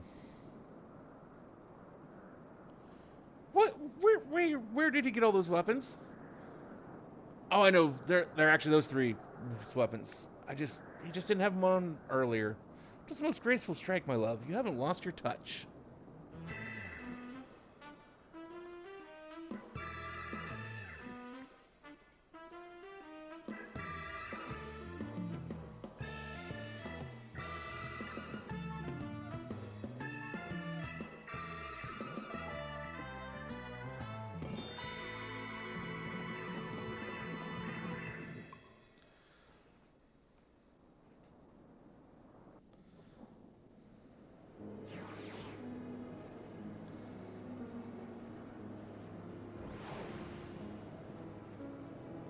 I suppose there's nothing for it but to leave the grand service to Lord Gobbert, and for me to see to Inspector Hildibrand's gazebo.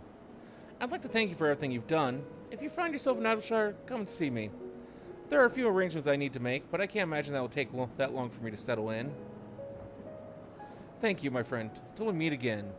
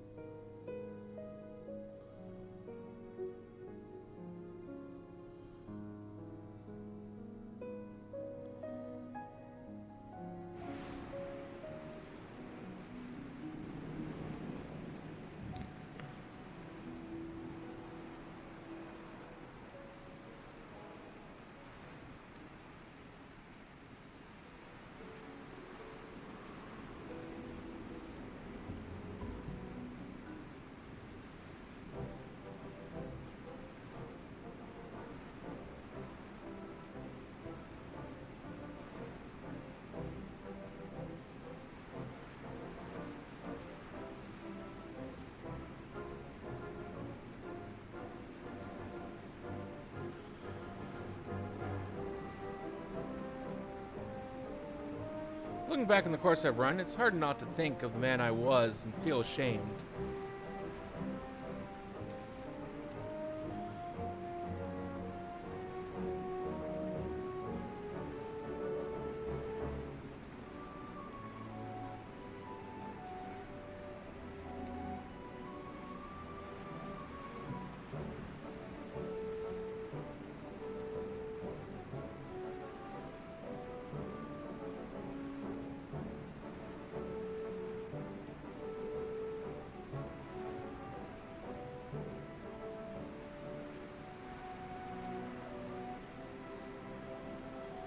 Looking back, before I took on this case, I had only left the capital a handful of times.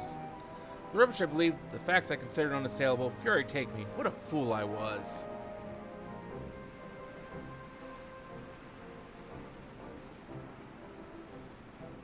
If I hadn't met you and the inspector and Gigi, I would never have realized how much I had come to hate my job. Nor would I have discovered how much more satisfying it is to seek out the truth. The whole truth. One might say that getting labeled a heretic and having to flee Ishgard is the best thing that could have happened to me. After all, now I am free to start a new life here in Idleshire as a consulting inspector. I think I know another consulting inspector who wouldn't be happy of it. But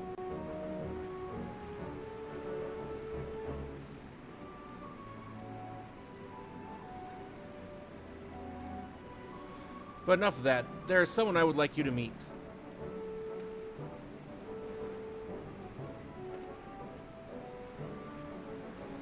Lord Gobbert made some modifications, as you can see. His smaller size should allow him to absorb ether more effectively over time.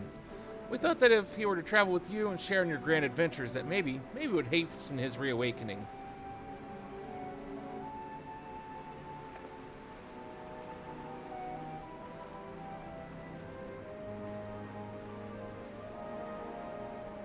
Thank you, my friend. I do hope our paths cross again someday. May the Fury bless you and keep you.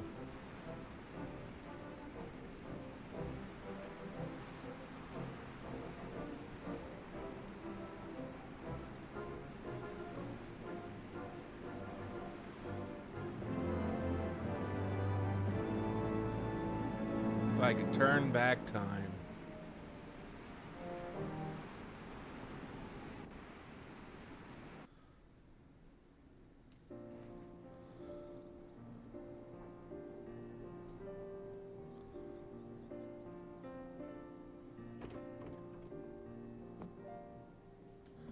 Wish I could actually read any of that.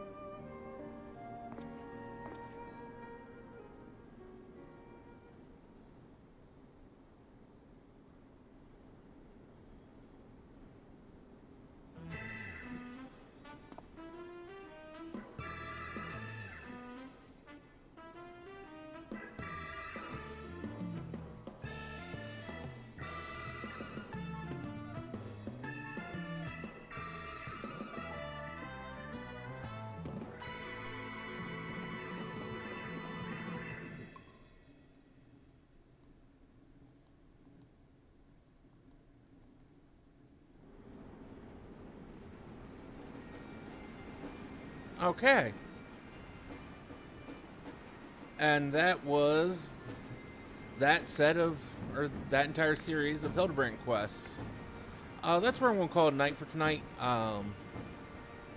Because I need to actually go and attend to something here. We'll be back tomorrow night. We'll be returning to try to see what we can do about finishing up Pokemon Violet. Because we got what, 2 Titans, and then all the Team Star whatever idiots, and then the